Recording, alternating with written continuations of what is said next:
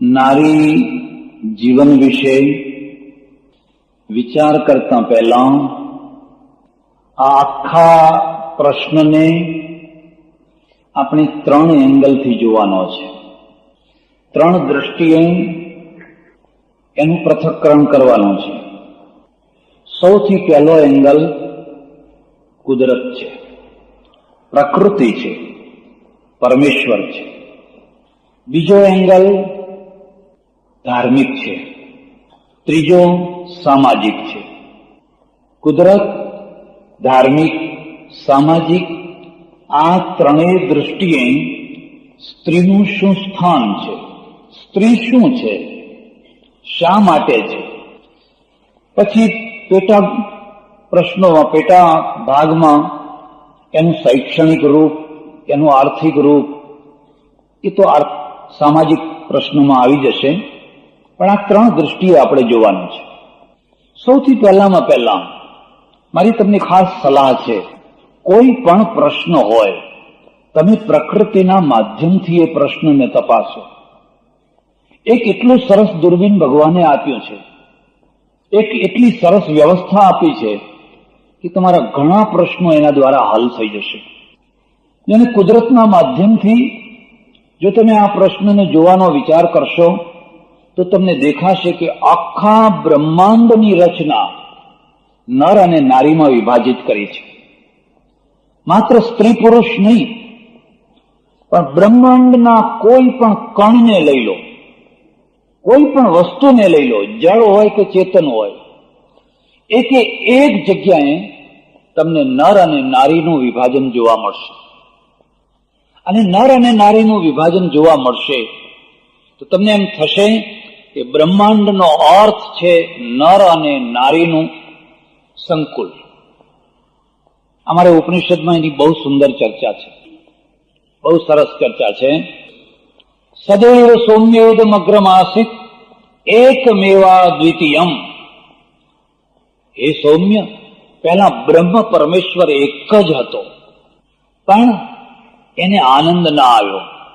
સ ન રમતે, એને આનંદ ના આવ્યો, એનું રમણ નથી, મન ઉદાસ થઈ ગયું. સદ્વિતીયમ ઐચ્છત, એને કોઈ બીજાની ઈચ્છા કરી, કોઈ બીજું હોય તો સારું. અથ જાયામે સ્યાત, બીજું કોણ લાવવું? એટલે ઉપનિષદ લખે છે કે કદાચ જો મને જાયા મળે, પત્ની મળે, ભાર્યા મળે, તો હું 2 થઉં, અને 2 થઉં તો આનંદ આવે. ઉપનિષદ એનું વધારે વિવેચન કરતા કહે છે, દ્વિદલમિવ, એક મગમાંથી જેમ 2 ફાડ થાય એવી રીતે એકમાંથી 2 થયો. પૌરાણિક દ્રષ્ટિએ તમે કોઈ વાર અર્ધ નારીશ્વરનું રૂપ જોજો. અડધો ભાગ પુરુષનો, અડધો ભાગ સ્ત્રીનો. જો તમારી પાસે સમજણ નહીં હોય તો તમને કદાચ અણગમો થાય, પણ એમ બતાવવા માટે છે કે આ 2 જે રૂપ છે એ બંને રૂપને અધૂરા બનાવ્યા. આ કોઈ ઘટક પૂર્ણ નથી, કોઈ ઘટક સંપૂર્ણ નથી. જો પ્રત્યેક ઘટકને સંપૂર્ણ બનાવ્યું હોત તો તમે વિશ્વની કલ્પના ના કરી શકો. સ્ત્રી એક સંપૂર્ણ ઘટક, પુરુષ એક સંપૂર્ણ ઘટક, કોઈ વિશ્વની કલ્પના ના કરી શકાય. પણ આ બંનેને અધૂરા બનાવ્યા, અને એ જે અધૂરાપણું છે એ સાપેક્ષ બનાવ્યું. એક બીજાથી પૂર્ણતા આવે. પુરુષ પૂર્ણ થાય સ્ત્રીથી, સ્ત્રી પૂર્ણ થાય પુરુષથી. જો આ બંને એકબીજા વિનાના હોય તો એમાં ગમે એટલી પ્રતિભા હોય, ગમે એટલું ધન હોય, ગમે એવું હોય, પણ એને સતત અપૂર્ણતાનો ડંખ વાગ્યા કરે. હવે આ અપૂર્ણતાને પૂર્ણ કરવા માટે પરમેશ્વરે બંનેના વચ્ચે કલ્પી ન શકાય એવું આકર્ષણ મૂક્યું. ગુરુત્વાકર્ષણ તો એના આગળ કશી વિષાત્મા નથી. ગુરુત્વાકર્ષણને પાર કરવું એ કદાચ અઘરું હશે, પણ ગુરુત્વાકર્ષણ તો એના આગળ કોઈ વિષાત્મા નથી. એટલું પ્રચંડ પ્રબળ આકર્ષણ મૂક્યું. અને એ આકર્ષણનું પરિણામ આવ્યું દ્વૈતનું અદ્વૈત, અદ્વૈતનું દ્વૈત અને દ્વૈતનું અદ્વૈત. આ દ્વૈતનું જે અદ્વૈત છે ને, એમાં એક રસ ઉભો કર્યો. તમે કોઈ સંગીત વાળાને પૂછજો, નજરે જોજો, એ જયારે તબલા વગાડે છે ને, ત્યારે બે પ્રકારના તબલા છે. અહીં ખોળામાં મૂકવાનું તબલું જુદું છે, આગળ મૂકવાનું જુદું છે. એક નર છે, એક નારી છે. હવે બંનેને એક સરખા બનાવી દો, કાં તો આગળના જ બે રાખો, કાં તો પાછળના જ બે રાખો, એમાંથી અવાજ આવશે, સંગીત નહીં નીકળે. એમાંથી અવાજ તો આવશે, ડબઢબ ડબઢબ ડબઢબ એવો અવાજ તો આવશે, પણ એમાંથી સંગીત નહીં નીકળે. સંગીતનો અર્થ જ દાંપત્ય છે. આ બે તબલાને મેળવ્યા, બંનેના સૂર મેળવ્યા, એટલે એમાંથી એક એવું તમારું માથું ડોલવા લાગે. કાંસી જોડા વગાડતા હોય એમને પૂછી જોજો, એમાં એક નર છે, એક નારી છે. મંજીરા વગાડતા હોય, કોઈ પણ ભૂંગળ વગાડતા હોય, તમે એને પૂછી જોજો. એક એક કણની અંદર, વનસ્પતિની અંદર, વૃક્ષોની અંદર, છોડોની અંદર જ્યાં જુઓ ત્યાં સ નરશ્ચ નારી ચાભવતામ, એ નર થયો અને નારી થઈ, એ બંને રૂપમાં વિભાજિત થઈ ગયો. એટલે આખું બ્રહ્માંડ નારીના રૂપમાં, નરના રૂપમાં વિભાજિત થયું. પણ આ વિભાજનને જેમ પૂર્વમાં કહ્યું એમ, એને જો પૂર્ણ માની લીધું હોત નહીં તો વિભાજન વિભાજન જ હોત. તો અદ્વૈતનું પાછું અદ્વૈત થવાનો કોઈ પ્રશ્ન જ ન હોત. માણસોની વાત જવા દો, પક્ષીઓનું અધ્યયન કરો, ચકલાનું અધ્યયન કરો, બગલાનું અધ્યયન કરો, તમારી ચારે બાજુ જે કંઈ તમને દેખાય એનું નિરીક્ષણ કરો. આ જોડા હંમેશા સાથે ને સાથે હશે. એટલે આ કુદરતી વ્યવસ્થા છે. પણ કુદરતે આ બંનેમાં એક ખાસ વ્યવસ્થા ઊભી કરી, અને એ વ્યવસ્થા સમજવા જેવી છે.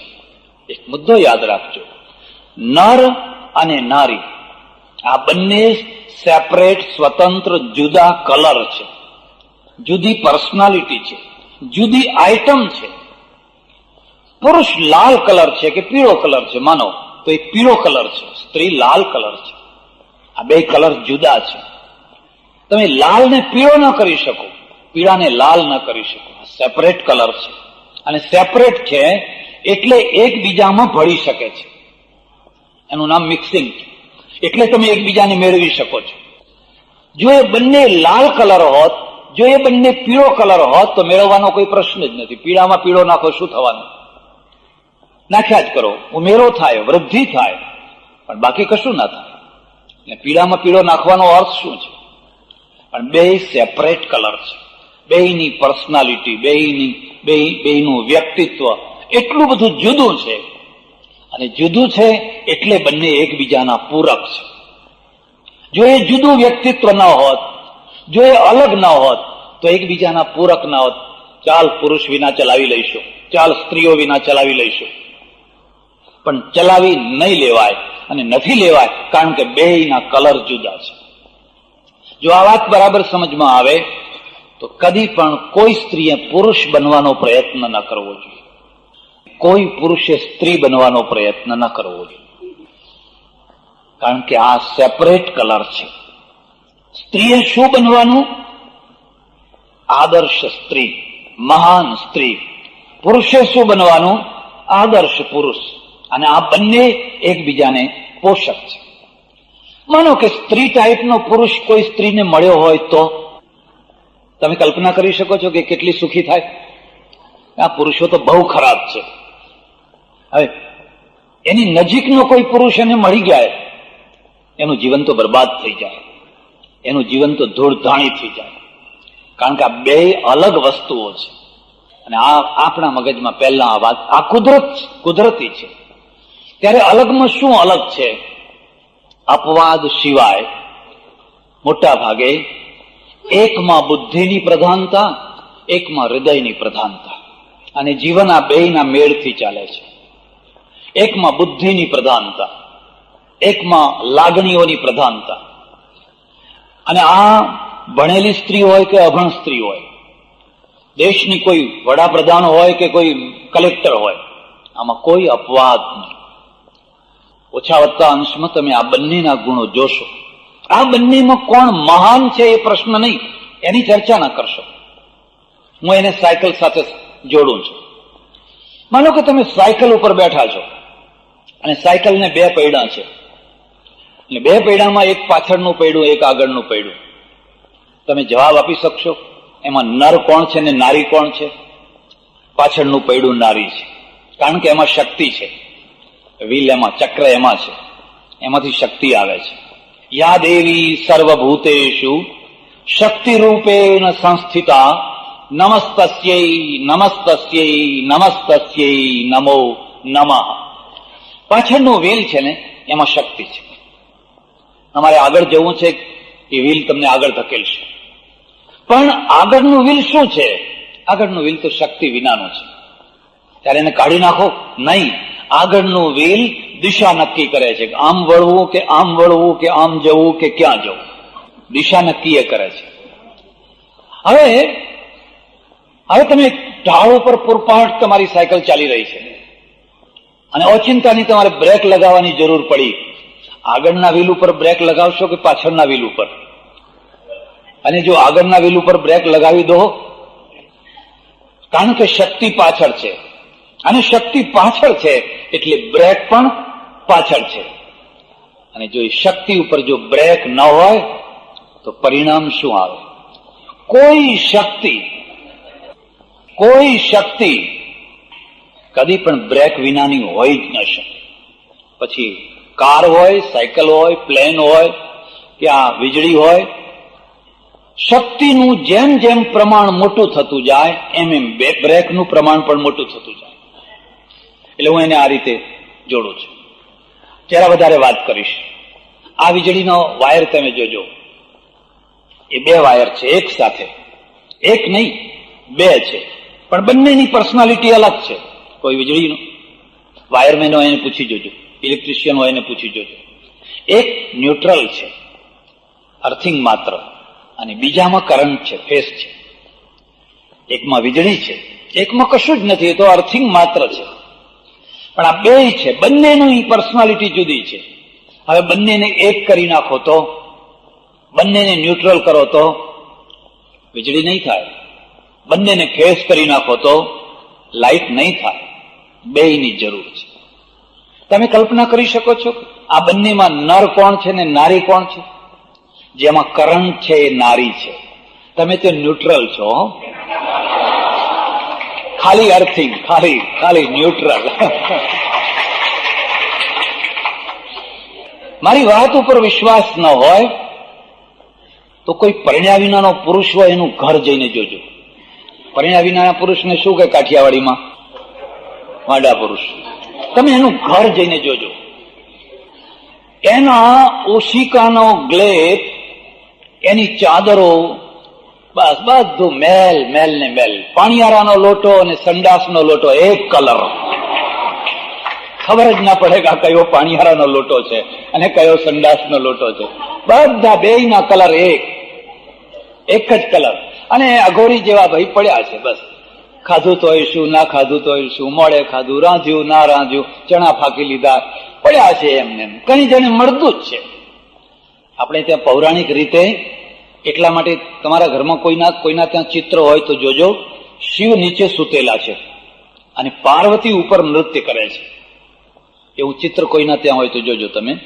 શિવ છે ને એ માત્ર સૂતેલા છે, અને સૂતેલા છે ત્યારે પાર્વતી નૃત્ય કરે છે. એટલે શિવ, એ શિવમાંથી ઈ કાઢી નાખો તો શવ મળદું છે. એ માત્ર આધાર છે. આપણે પરમેશ્વરને નિષ્ક્રિય માનીએ છીએ. નિરંજન નિષ્ક્રિય. ક્રિયા શામાં છે? ક્રિયા માયા, પ્રકૃતિમાં છે. અને હવે આ પેલા અઘોરી જેવા પડ્યા છે ભાઈ, એમને એક જાયા લાવી આપો, ક્યાંકથી એમને પરણાવી દો. જેવી એ આવશે ને એની સાથે જ એના પગ દોડવા માંડશે. ફ્રીજ લાવો કે હમણાં લાવું છું, ગેસ જોઈશે કે હમણાં લાવું છું. તમે જુઓ તો ખરા, એ શાંતિથી બેસશે નહીં, અને જે જુએ ઝટ લાયા જ કરશે. કારણ કે ઘરમાં કરંટ આવ્યો.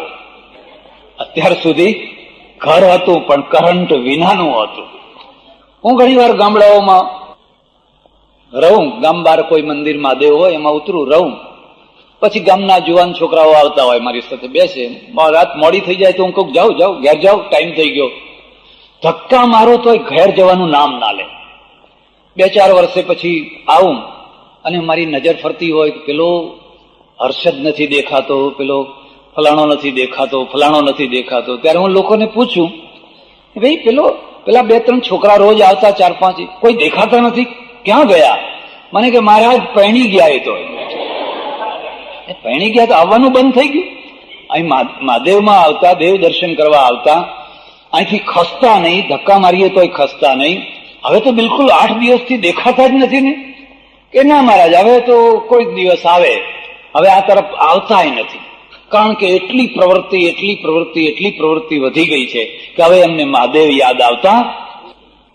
એટલે ઉપનિષદ છે ને, ઉપનિષદે કહ્યું આ બ્રહ્માંડ 2 ભાગમાં વિભાજિત છે અને બંનેને અધૂરા બનાવ્યા. અને અધૂરા બનાવ્યા પછી એક તીવ્ર આકર્ષણ મૂકી દીધું, કારણ કે અધૂરાને પૂર્ણ થવું છે. બંને અધૂરાને પૂર્ણ થવાનું છે અને પૂર્ણ થવા માટે એક ઝંખના મૂકી દીધી. અને ઝંખનાનું પરિણામ આવ્યું નર અને નારીની જોડી. એક જૈન સજ્જને મને વાત શું કરી, શંકા કરી. મને કે તમારા ભગવાન જ્યારે જુઓ ત્યારે સજોડે ને સજોડે ઉભા હોય. ભગવાને પહેણે, આપણે માણસો તો ઠીક છીએ, પણ આ ભગવાને બધા પત્ની વિનાના નથી. મેં કહું કેમ, વાંધો શું છે? તમે એમ માનો છો કે પત્ની વિનાના હોય એ ભગવાન હોય તો ઘણાય છે, જુનાગઢમાં જુએ એટલા છે. અમે કદી એકાંગી દર્શન નથી કર્યું, એટલે અમે લક્ષ્મી નારાયણ, સીતારામ, રાધે શ્યામ, શિવ પાર્વતી, અમારા એક ભગવાન સજોડે છે. હિન્દુઇઝમને સમજવું હોય તો આ મુદ્દાની વાત સમજી લેજો. અને મુદ્દાની વાત એ છે, આપણે સ્ત્રીને પરમેશ્વર બનાવી છે, જગદંબા બનાવી છે, અંબાજી બનાવી છે. અને પછી કહ્યું છે બ્રહ્મા, વિષ્ણુ ને મહેશ તારા બાળકો છે. કાળીના ગળામાં જે પડેલી રૂંડ માળ છે ને, એ રૂંડ માળને પૂછી જોજો. એ કહેશે કે કેટલા શિવ થયા, એના રૂંડ મેં પહેર્યા છે. તોય તું બાળે કુંવારી, એક લોકગીત છે અને લોકગીતમાં વારંવાર આ શબ્દો આવે છે. જોગણી તોય તું બાળે કુંવારી. અમે એને જગદંબા બનાવી છે અને એને સાડી પહેરાવી છે. દુનિયાની કોઈ સંસ્કૃતિએ પરમેશ્વરને સાડી નથી પહેરાવી. એને પુરુષ માન્યો છે, એને નિરાકાર માન્યો છે, પણ અમે એને સાડી પહેરાવી છે. અને સાડી એવી રીતે પહેરાવી છે, બ્રહ્મા, વિષ્ણુ ને મહેશ એની આગળ બાળકો થઈ જાય છે, નાના નાના બાળકો થઈ જાય છે. પણ આ તો એનું એક રૂપ થયું. તમે નેચરની દ્રષ્ટિએ જોશો તો આ બંનેની જરૂર છે. અને બંનેની જરૂર છે એટલે ઘર ક્યારે પૂરું થાય? જ્યારે બુદ્ધિ એટલે આગળનો વેલ અને પાછળનો વેલ, શક્તિ, આ બંને ભેગા થાય ત્યારે. અને આ કરંટની માફક હવે બેયના છેડા ભેગા કરી નાખો, ન્યુટ્રલ અને ફેસ, આ બંનેને એક સાથે ગાંઠ વાળી દો, ફ્યુઝ ઉડી જશે. જોજો તમારે ફ્યુઝ ઉડી જવાનો. કેટલાયના ઘરમાં ફ્યુઝ ઉડી ગયા હશે, કેટલાયના ઘરમાં. ત્યારે બંનેની પર્સનાલિટી અલગ છે, બંનેના વ્યક્તિત્વ અલગ છે, પણ અલગ હોવા છતાં અદ્વૈતનું દ્વૈત છે. બે સાથે ને સાથે જોઈએ, જુદા ના થજો. એકલો કરંટ લઈ જાઓ, એકલો ન્યુટ્રલ લઈ જાઓ, કશું જ નહીં, કઈ જ નહીં, જીરો. એટલે જો કુદરતના માધ્યમથી તમે જોશો તો આખા બ્રહ્માંડને અર્ધનારીશ્વર રૂપમાં, નર અને નારીના રૂપમાં, જળ અને ચેતન તમામે તમામને એને 2 ભાગમાં વહેંચી નાખે. સંગીત વાળાને પૂછો, એક ગીત છે એકલો પુરુષ ગાય છે, એક ગીત છે એકલી બહેન ગાય છે, એક ગીત છે એમાં પુરુષ અને સ્ત્રી બંને મળીને ગાય છે. જ્યાં પુરુષનો કંઠ તૂટવા માંડે, જ્યાં એનો આલાપ તૂટવા માંડે, એટલે પેલી સ્ત્રી ફટ દઈને ઉપાડી લે છે. અને એટલે સાંભળનારને એ તૂટવા પણ દેખાતું નથી. જ્યાં સ્ત્રીનો અવાજ તૂટવા લાગે, જ્યાં એમ લાગે કે હવે આ ખેંચી નહીં શકાય, એટલે ફટ દઈને પુરુષ ઉપાડી લે છે. બસ નર અને નારી આ બંને એકબીજાના આ રીતે પૂરક બને છે. હવે બંનેને સાથે ગાવા બેસાડો. એકને કહો તારે મલ્હાર ગાવાનો, બીજાને કહો તારે કેદારો ગાવાનો, અને બે એક સાથે મલ્હાર ને કેદારો ગાવા માંડે, એ સંગીતમાં કેવી મજા આવે. ઘણાના ઘરમાં 2 રાગ ગવાતા હોય છે, 2 જુદા, એકબીજાના તૂટતા રાગને ઉપાડી ના લે, પણ એનો રાગ જુદો, આનો રાગ જુદો, બેયના રાગ જુદા. અને જુદા એટલે જિંદગી ભર જુદા, આખી જિંદગી ભર જુદા. આફ્રિકામાં એકવાર એક સજ્જનના ત્યાં જમવા જવાનું થયેલું. સજ્જન બ્રાહ્મણ, પાછા વૃદ્ધ ઉંમરના, 75 વર્ષ થયા હશે. છોકરાઓ બધી દુકાન કરે. 1-1:30 વાગે એમના ત્યાં ગયો, ટેબલ ઉપર બેઠા. હવે આ ભાઈને પાછા મોતિયા આવેલા, મોટા મોટા ચશ્મા. હું ને બે બેઠા, અને એમના પત્ની હતા, એ બધું લાવીને પીરસે. કંઈક થોડીક વાર થઈ એટલે આ ડોસો છે ને, એ ડોસાને તરત આમ રસોડા સામું જોયું. 1 વાર જોયું, 2 વાર જોયું, 3 વાર જોયું. પણ હવે સ્ત્રીઓના પ્રશ્નો તો સ્ત્રીઓ જાણે. વાર થઈ એટલે તરત જ બૂમ મારી, એ લખડી ક્યાં મરી ગઈ? હવે બેનનું નામ લક્ષ્મીબેન. લક્ષ્મીબેન કોણ કે છે? કોઈ મહેમાન હોય કે પરણો હોય કે ગમે તે હોય. એટલે પેલા લખડીબા આવીને બધું પીરસવા માંડ્યા અને કે હું મરી નથી ગઈ, હજુ તમારું 12મું ખાઈને મરવાની છો. મેં કહ્યું, મારી રૂબરૂમાં જો આટલું સંગીત ચાલતું હશે તો મારા જેવાની ગેરહાજરીમાં શું ચાલતું હશે? જો મહેમાનની ઉપસ્થિતિમાં આવા રાગ નીકળતા હશે તો. પછી મેં બેને શાંતિ એમ કર્યું. ડોસા નીચે જોઈને બધું આમ, મેં વળી એક આમ અડધી મિનિટ માટે પેલી બેન સામે જોયું કે એને ખોટું તો નથી લાગ્યું ને. એને મારા સામે જોઈને પછી પેલા ડોસા સામે જોયું. ડોસા સામે જોઈને આમ 2 અંગૂઠા આમ કર્યું એમ. એટલે ડોસાને જોયું એટલું સારું થયું. પણ મને એમ થઈ ગયું કે આ ઘરમાં 2 રાગ ગવાય છે. એટલે દ્વૈતનું દ્વૈત છે, અદ્વૈત થયું. કાં તો 2 ન્યુટ્રલ થઈ ગયા છે, કાં તો 2 ફેસ થઈ ગયા છે, પણ આનું અદ્વૈત નથી થઈ શક્યું. એટલે સજ્જનો,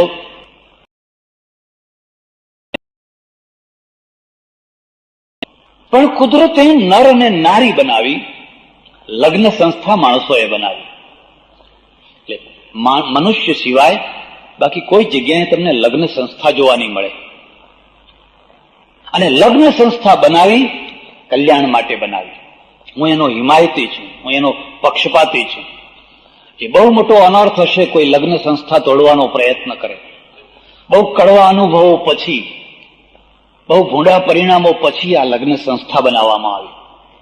અને લગ્ન સંસ્થાના 2 રૂપ થયા. ધાર્મિક રીતે હું તમને કહું છું, એક વૈદિક રૂપ, એક પૌરાણિક રૂપ. આપણે ઘણીવાર આ 2 વસ્તુઓને જુદા નથી સમજી શકતા, બેયને ભેળવી દઈએ છીએ. હું તમને ભલામણ કરું છું, તમે બેયનું પૃથક્કરણ કરો. વૈદિક રૂપમાં સપ્તપદી છે, 7 ડગલા. પ્રત્યેક પુરુષ પ્રતિજ્ઞા કરે છે, હું તને આ આપીશ, હું તને આ આપીશ, હું તને આ આપીશ, આપણે આવી રીતે રહીશું. એક પ્રકારની એકબીજાને વચન આપે છે. સ્ત્રી સામે પ્રતિજ્ઞા કરે છે, હું તમને આ આપીશ, હું તમને આ આપીશ, હું તમને આ આપીશ. આપણે બંને છાયાની માફક એક સાથે આખું જીવન કાઢશું. આ વૈદિક પીરિયડ છે. પૌરાણિક પીરિયડ આવ્યો એટલે કન્યા દાન થયો. તમે જોજો, વૈદિક પીરિયડમાં દાન નથી, દાન શબ્દ નથી. પણ પૌરાણિક પીરિયડ આવ્યો એટલે કન્યા દાન થયું. કન્યા દાન થયું એટલે શું? કન્યા એના બાપની પ્રોપર્ટી છે, કન્યા એના બાપની માની મિલકત છે. અને 12 વર્ષની ઉંમર પહેલા એ બાપ જેને ઈચ્છે એને ગમે તેને એને દાનમાં આપી શકે છે. કોઈ મા બાપ કન્યાના દુશ્મન ન હોય, એ વાત આપણે માનીએ છીએ. પણ તે છતાં મા બાપના માટે એટલો અધિકાર છે કે ગમે તેને, કોઈ વૃદ્ધને, કોઈ રોગીને, કોઈ બીમારને, ગમે તેને કન્યા દાન કરી શકે છે. અને કન્યાનો કોઈ અવાજ નહીં. વૈદિક પીરિયડમાં અવાજ છે. વૈદિક પીરિયડના 2 દાખલા હું તમને આપું. એક સત્યકામ જાબાલાનો. જાબાલા છે અને જાબાલાના દીકરાનું નામ સત્યકામ છે. અને સત્યકામે જયારે કહ્યું કે મારે હવે ભણવું છે, મને કોઈ ગુરુકુળમાં દાખલ કરાવો, તો એને કહ્યું, જા, કોઈ ગુરુકુળ મળે ત્યાં દાખલ થઈ જજે તારી મેળે. પણ કોઈ મને પૂછે કે તારું ગોત્ર શું, તો હું શું જવાબ આપું? જાબાલાએ કહ્યું, એમ કહી દેજે કે મારું નામ સત્યકામ અને મારી માતાનું નામ જાબાલા, આ સિવાય બીજી મને કોઈ ખબર નથી. સમાજ કેટલો ઉદાર હશે! જે છોકરાના બાપની ખબર ન હોય, જે છોકરાના ગોત્રની ખબર ન હોય, એને હરિદ્રુમત નામના ઋષિ અને ગુરુકુળમાં પ્રવેશ આપે છે. પૂછ્યું પેલા, તારું ગોત્ર શું છે? અને આને કહ્યું, મને ખબર નથી. એમ તો જુઠ્ઠું બોલવું હોય તો બોલી શકાય, ગમે તે બોલી શકાય, પણ એને કહ્યું, હું સત્યકામ છું અને જાબાલા મારી માં છે. અને જાબાલાએ મને કહ્યું કે યુવાવસ્થામાં હું ઘણી પરિચર્યા કરતી અને પરિચર્યા કરતા કરતા તને પ્રાપ્ત કર્યો, બીજી મને કઈ ખબર નથી. નહીં તો બ્રાહ્મણો વક્તુમર હતી. પેલો હરિદ્રમત ઋષિ કહે છે, આટલું સત્ય કોઈ અબ્રાહ્મણ ના બોલી શકે તો જરૂર બ્રાહ્મણ છે. સમાજ કેટલો ઉદાર હશે. આજે છોકરાઓને ફેંકી દેવા પડે, કેટલા મોટા પ્રશ્નો ઉભા થાય છે. એમાં કોઈ કબીર હોય, કોણ કોણ હોય, દુનિયાનો ઇતિહાસ જોજો. પણ વૈદિક પિરિયડમાં તમે જુઓ, હરિદ્રમતે કહ્યું ચાલ દાખલ થઈ જાઓ. અને સત્યકામ બહુ મોટા ઋષિ થયા, પાછા બહુ મોટો વિદ્વાન, બહુ મોટા ઋષિ થયા. એક બીજો ઉદાહરણ, જનક છે ને, જનક વારંવાર સભા ભરે, વિદ્વાનોને બોલાવે, દેશ દેશના બધા વિદ્વાનોને બોલાવે. અને એટલા માટે જનકના ત્યાં હંમેશા બ્રહ્મચર્ચા થયા કરે. મારી તમને એક ખાસ ભલામણ છે, તમારી પાસે 2 પૈસો હોય તો સમાજના બૌદ્ધિક સ્તરને ઊંચો ઉપાડવા માટે સારા સારા વિદ્વાનોને બોલાવીને પ્રવચનો કરાવજો. આ નિષ્ફળ નથી જવાનું, આ નકામું નથી. એથી સમાજનું લેવલ ઊંચું ઉઠતું હોય છે. તમે એક ગામ એવું જોજો કે જ્યાં 12 મહિને 5-10 પ્રવચનો થતા હોય છે, સભાઓ થતી હોય, એ ગામને જોજો. અને એક એવું ગામ જોજો જ્યાં કોઈ સભા જ ન થતી હોય. બેયના લેવલ તમને જુદા દેખાશે. આ સ્ટેજની અસર છે, પુસ્તકોની અસર છે, સાહિત્યકારોની, કવિઓની અસર છે. એનાથી સમાજ વિકસતો હોય છે. અને જ્યાં એમાંનું કશું જ નથી થતું હોતું ને, એ સમાજ જેમ તમે જઈને જોજો. અમે જઈને એટલે તરત જ લોકો ઊંઘવા માંડે, ચોખા ખાવા માંડે. હું સમજી જાઉં કે હજુ અમને રસ જાગૃત થયો. એટલે જનક છે ને, એ વારંવાર આવી સભા કરે ને, એની સભામાં એને 10,000 ગાયો, અને 10,000 ગાયો એક એકને 10-10 સોના મોરો ઉભી રાખી ચોકમાં. જનકે ઉભા થઈને કહ્યું, યો વહ બ્રહ્મિષ્ઠ, જે તમારામાં બ્રહ્મવેદતા હોય, આ ગાયોને લઈ જાઓ. હું આ ગાયો તમને આપું છું દક્ષિણામાં, લઈ જાઓ તમે. કોઈ બ્રાહ્મણે હિંમત ન કરી. જયારે કોઈએ હિંમત ન કરી ત્યારે યાજ્ઞવલ્ક ઉભા થયા. અને યાજ્ઞવલ્કે કહ્યું, સામસ્રવા ઉદાજહાર એતા ગા, આ ગાયોને આપણા આશ્રમમાં લઈ જાઓ. તત્ર બ્રાહ્મણા ચક્રુધુ, બ્રાહ્મણો બધા કોપાયમાન થઈ ગયા. તું મોટો બ્રહ્મવેત્તા, તું મોટો બ્રહ્મજ્ઞાની, અમે બધા છીએ, અને આ ગાયો તું લઈ જાય છે. એ વખતે યાજ્ઞવલ્કે જે જવાબ આપ્યો છે એ નોંધી રાખવા જેવો છે. નમસ્કુર્મો વયમ બ્રહ્મવાદીને વયમ તો ગો કામાહ, અમે બ્રહ્મવાદીઓને નમસ્કાર કરું છું. હું તો ગાયનો લાલચુ માણસ છું. તમે કોઈએ ના લીધી એટલે પછી મેં લઈ લીધી, બાકી હું કોઈ બ્રહ્મવેત્તા નથી. નમસ્કુર્મો બ્રહ્મવાદીને વયમ તો ગોકામાહ, અમે તો ગાયના લોભિયા માણસ છીએ. અને પછી જે કંઈ ચર્ચા શરૂ થઈ છે, જે ચર્ચા શરૂ થઈ છે, એ ચર્ચા મારે તમને અહીં કહેવી નથી. પણ જ્યારે એકે એક બધા ઋષિઓ હાર્યા અને સ્વીકાર કર્યો કે યાજ્ઞવલ્ક તને જીતી શકાય એમ નથી, ત્યારે એક ખૂણામાં દૂર એક જ કપડું પહેરીને એક સ્ત્રી બેઠેલી, વચકનો ઋષિની પુત્રી વાચકનવી ગાર્ગી. એ વચકનો ઋષિની પુત્રી, એનું નામ વાચકનવી ગાર્ગી. અને ગાર્ગી ત્યાં ઉભી થઈ અને ઉભી થઈને પડકાર ફેંક્યો, યાજ્ઞવલ્ક હજુ સભા હારી નથી. કાશ્યો વા માગધો વા, કોઈ કાશી દેશનો ક્ષત્રિય હોય કે મગધ દેશનો ક્ષત્રિય હોય અને 2 બાણ લઈને ઉભો થાય અને એના બાણ કદી નકામા ના જાય, એમ 2 પ્રશ્નરૂપી 2 બાણ લઈને હું તમારા સામે ઉભી થઈ છું. મારા પ્રશ્નોના જવાબ આપો. આ સ્ત્રી છે, આ વૈદિક પીરિયડની સ્ત્રી છે. અને એણે જે 2 પ્રશ્નો પૂછ્યા છે, યાજ્ઞવલ્કના શરીરે પરસેવો છૂટી ગયો. આ ઋષિઓને હરાવવા તો બહુ સરળ હતા. એને પહેલો પ્રશ્ન, આપણે એની ચર્ચામાં નહીં ઉતરીએ, એને પહેલો પ્રશ્ન પૂછ્યો, આ બ્રહ્માંડોના બ્રહ્માંડ છે ને, કસ્મિન ઓતશ્ચ પ્રોતશ્ચેતી. યાજ્ઞવલ્ક્ય, આ બધા બ્રહ્માંડો છે કોના આધારે છે, શામાં ઓતપ્રોત છે? અને યાજ્ઞવલ્કે જવાબ આપ્યો, આકાશે અંતરિક્ષે ગાર્ગી. આ બધું અંતરિક્ષમાં ઓતપ્રોત છે. ગાર્ગી ચૂપ નથી રહેતી. એને ફરી પ્રશ્ન પૂછ્યો, આ બધું આ બધા બ્રહ્માંડો અને આ અંતરિક્ષ સહિતનું તમામે તમામ એ બધું કોના આધારે છે, શામાં ઓતપ્રોત છે? અને ત્યારે ગાર્ગે પેલા યાજ્ઞવલ્કે ઉત્તર આપ્યો, બ્રહ્મણી ઇતિ ગાર્ગી. એ બધું બ્રહ્મમાં ઓતપ્રોત છે, બ્રહ્મના આધારે છે, બ્રહ્મમાં છે. ગાર્ગીએ જયારે ત્રીજો પ્રશ્ન શરૂ કર્યો તો બતાવો એ બ્રહ્મ કોના આધારે છે? તમને જો ખબર હોય તો બ્રિટનનો એક બહુ મોટો દાર્શનિક બર્ટ્રેન્ડ રસેલ, અને બર્ટ્રેન્ડ રસેલે આ પ્રશ્ન પૂછ્યો છે, જો બધાનો મૂળ પિતા પરમેશ્વર હોય તો પરમેશ્વરનો પિતા કોણ છે? પરમેશ્વર શામાંથી ઉત્પન્ન થયો? જો બધું જ ઉત્પન્ન થતું હોય તો પરમેશ્વર શામાંથી ઉત્પન્ન થયો? અને જો એમ કહો કે નહીં, પરમેશ્વર તો સ્વયંભૂ છે, કોઈમાંથી ઉત્પન્ન નથી થયો, તો પછી સૂર્યને જ સ્વયંભૂ માની લો ને, આ બ્રહ્માંડોને જ સ્વયંભૂ માની લો ને, આગળ ઈશ્વર સુધી જવાની જરૂર જ શું છે? આ જ પ્રશ્ન ગાર્ગીએ કરેલો છે. અને યાજ્ઞવલ્કે જવાબ આપ્યો, અતિ પ્રશ્નાન પ્રાક્ષી ગાર્ગી. એ ગાર્ગી, તું અતિ પ્રશ્ન પૂછે છે. એ બ્રહ્મ શામાંથી ઉત્પન્ન થયો? સ્વે મહિમની પ્રતિષ્ઠા. એ પોતે જ પોતાની મહિમામાં પ્રતિષ્ઠિત થયેલું છે.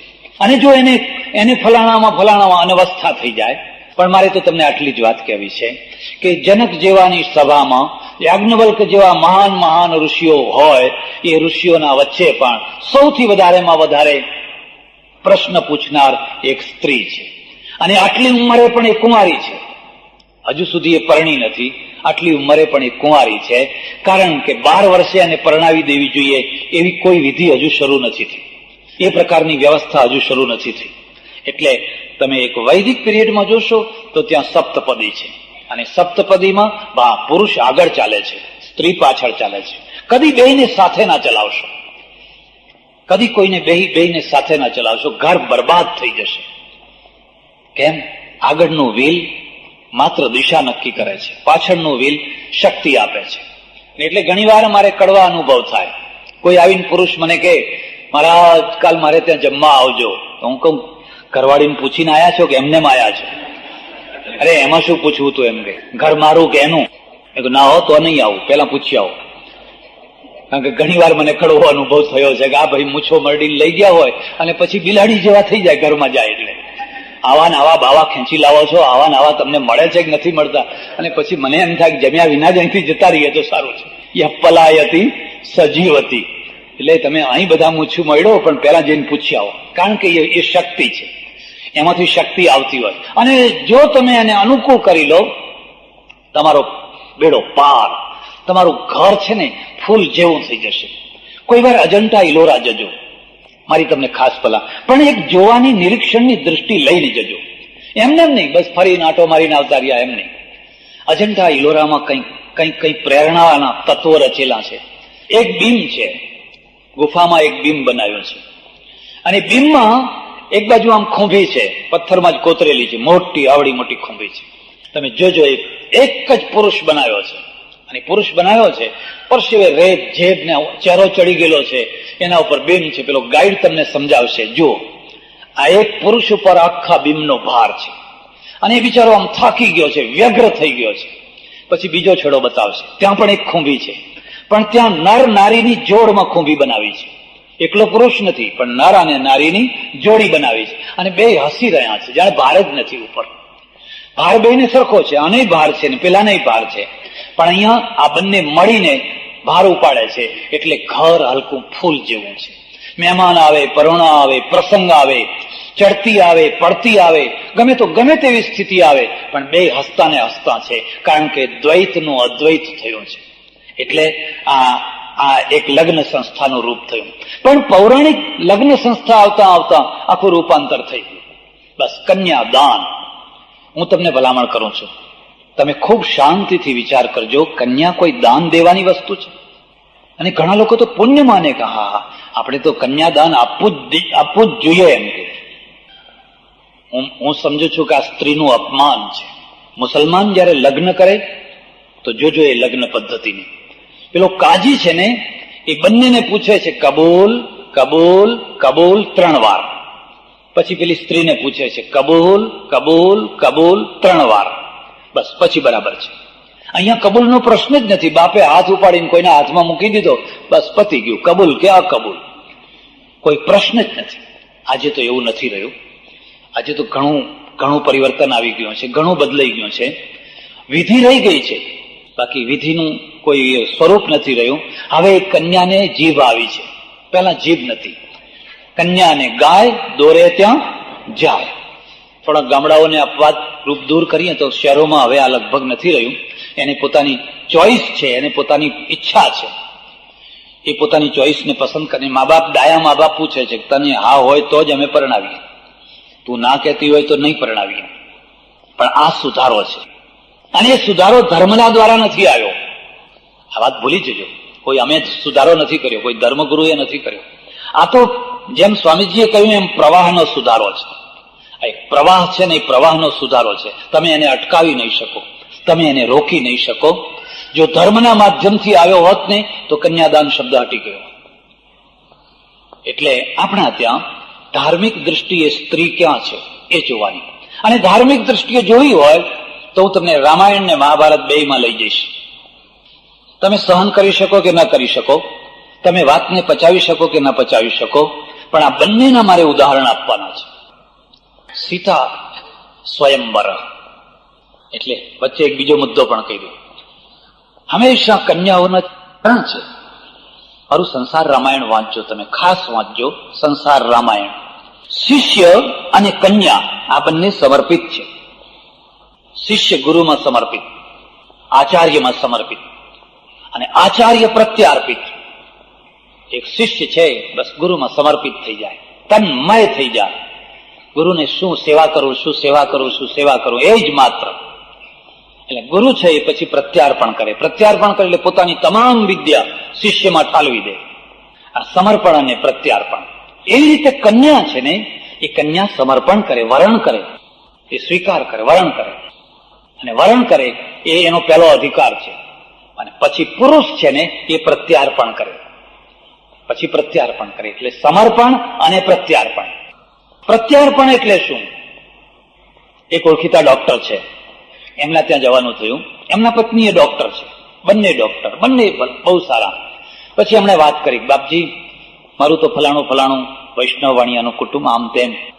અમારે ત્યાં રવિશંકર મહારાજ આવતા, અને જયારે હું લગ્ન કરી અને દાદાને પગે લાગવા ગઈ ત્યારે દાદાએ મને કહ્યું, જો હું તો બ્રાહ્મણ છું, કશું આપીશ નહીં, તારી પાસેથી માગીશ. તું ₹1 ₹5 કંઈક લેવાની ઈચ્છા રાખતી હોય તો હું કંઈ આપીશ નહીં, હું તારી પાસેથી માગીશ, બોલ આપવું છે? અને મેં કહ્યું ભલે દાદા માગો, હું આપીશ. ત્યારે દાદાએ મારી પાસે માગેલું, જો દીકરી તું આજ પરણી છે ને, એક ગાંઠ વાળી લે, સુખી થવા નથી પરણી, સુખી કરવા પરણી છે. બસ આટલું મને આપ, સુખી થવા નહીં, સુખી કરવા. આનું નામ ગુરુ મંત્ર કહેવાય. બસ મારા મગજમાં આ મંત્ર એવો બેસી ગયો, સુખી થવા નહીં, સુખી કરવા. આનું નામ સમર્પણ. પછી તો હું આવી ડોક્ટરના ત્યાં, અને રાત દિવસ પેલા બાપુનો, દાદાનો શબ્દ મારા મગજમાં ઘૂમ્યા કરે, સુખી કરવા.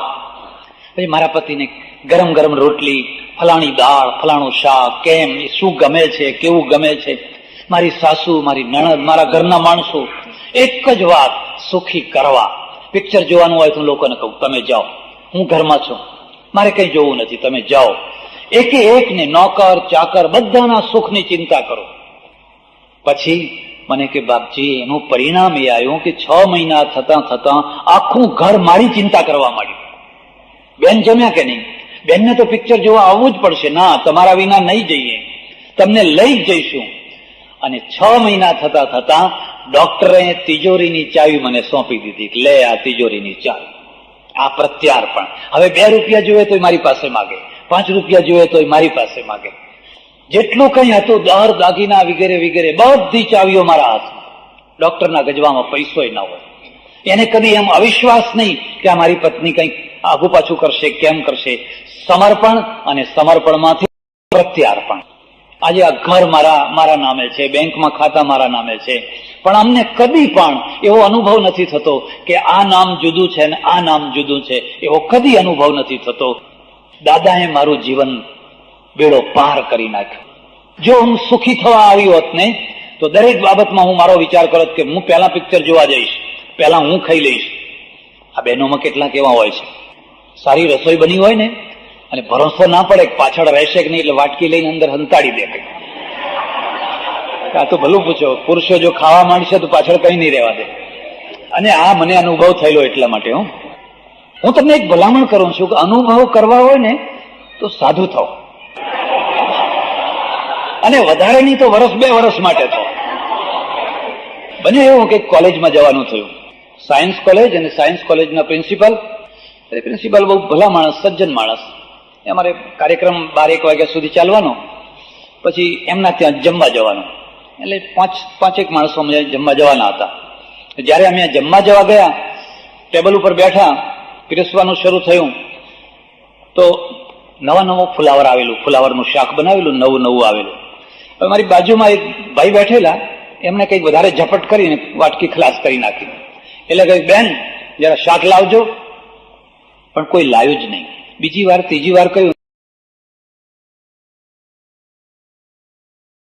નથી. એટલે પ્રોફેસર તો બિચારો એટલો ઝાંખો પડી ગયો. એ વાત અમે સાંભળી લીધી, અને અમે હિંમત કરી નહીં કે હવે શાકે નહીં માગવાનું, રોટલીએ નહીં માગવાની. કેમ?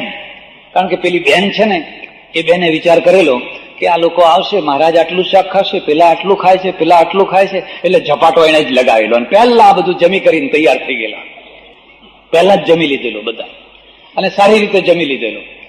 અને હવે ઘરનું દેવાળું કાઢી નાખ્યું. પેલી શું કહે છે, સુખી થવા નહીં, સુખી કરવા. એ ફુલાવરનું શાક ખાવાનું જે સુખ છે ને, એના કરતા મહેમાનને શાક જમાડવાનું જે સુખ છે, એ સુખની કોઈ કલ્પના ના કરી શકાય. એટલે આપણે ત્યાં સાંસ્કૃતિક રીતે નિયમ બનાવ્યો, મહેમાનને જમાડીને પછી જમાય. સાથે જમાય, પણ પહેલા તો ના જ જમાય, પહેલા મહેમાન જમે, અને સૌથી પાછળ બેન જમે, ગૃહલક્ષ્મી જમે. વધ્યું ઘટ્યું એના કદી ફરિયાદ ના હોય, કદી એના મનમાં અસંતોષ ન હોય. ત્યાં અન્નપૂર્ણા આવીને રહે. અને જ્યાં વાટકીઓ સંતાડવા માંડે ને, બસ ત્યાં હોળી જ હોળી હોય, બીજું કશું જ ના હોય. બસ હોળીના ભડકા સિવાય કશું જ. મને કે મારા આ રવિશંકર દાદાએ મારું કલ્યાણ કરી નાખ્યું. મારા મગજમાં એક જ વાત છે, સુખી કરવા આવી છે, સુખી થવા નહીં. અને સુખ છે ને, એ તો આપેલું પાછું આવતું હોય છે, અને દુઃખે આપેલું પાછું આવતું હોય છે. એટલે આ રીતે આપણે આ બે વસ્તુઓમાંની, શિષ્ય સમર્પણ કરે છે, ગુરુ પ્રત્યાર્પણ કરે છે, કન્યા વરણ કરે છે, સમર્પણ કરે છે, અને પુરુષ છે એ પ્રત્યાર્પણ કરે છે.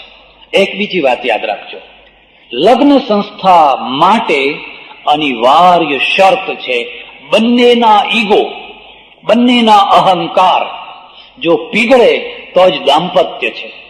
એમાં પણ સ્ત્રીના તો પહેલા જ પીગળેલા હોય. જ્યાં કોઈ જગ્યાએ દાંપત્ય સફળ હશે, એનું 80% શ્રેય સ્ત્રીને હશે, પુરુષને નહીં.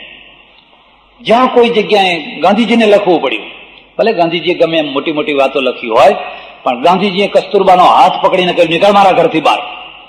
ફિનિક્સ આશ્રમમાં તમે વાંચજો એમનું પ્રકરણ.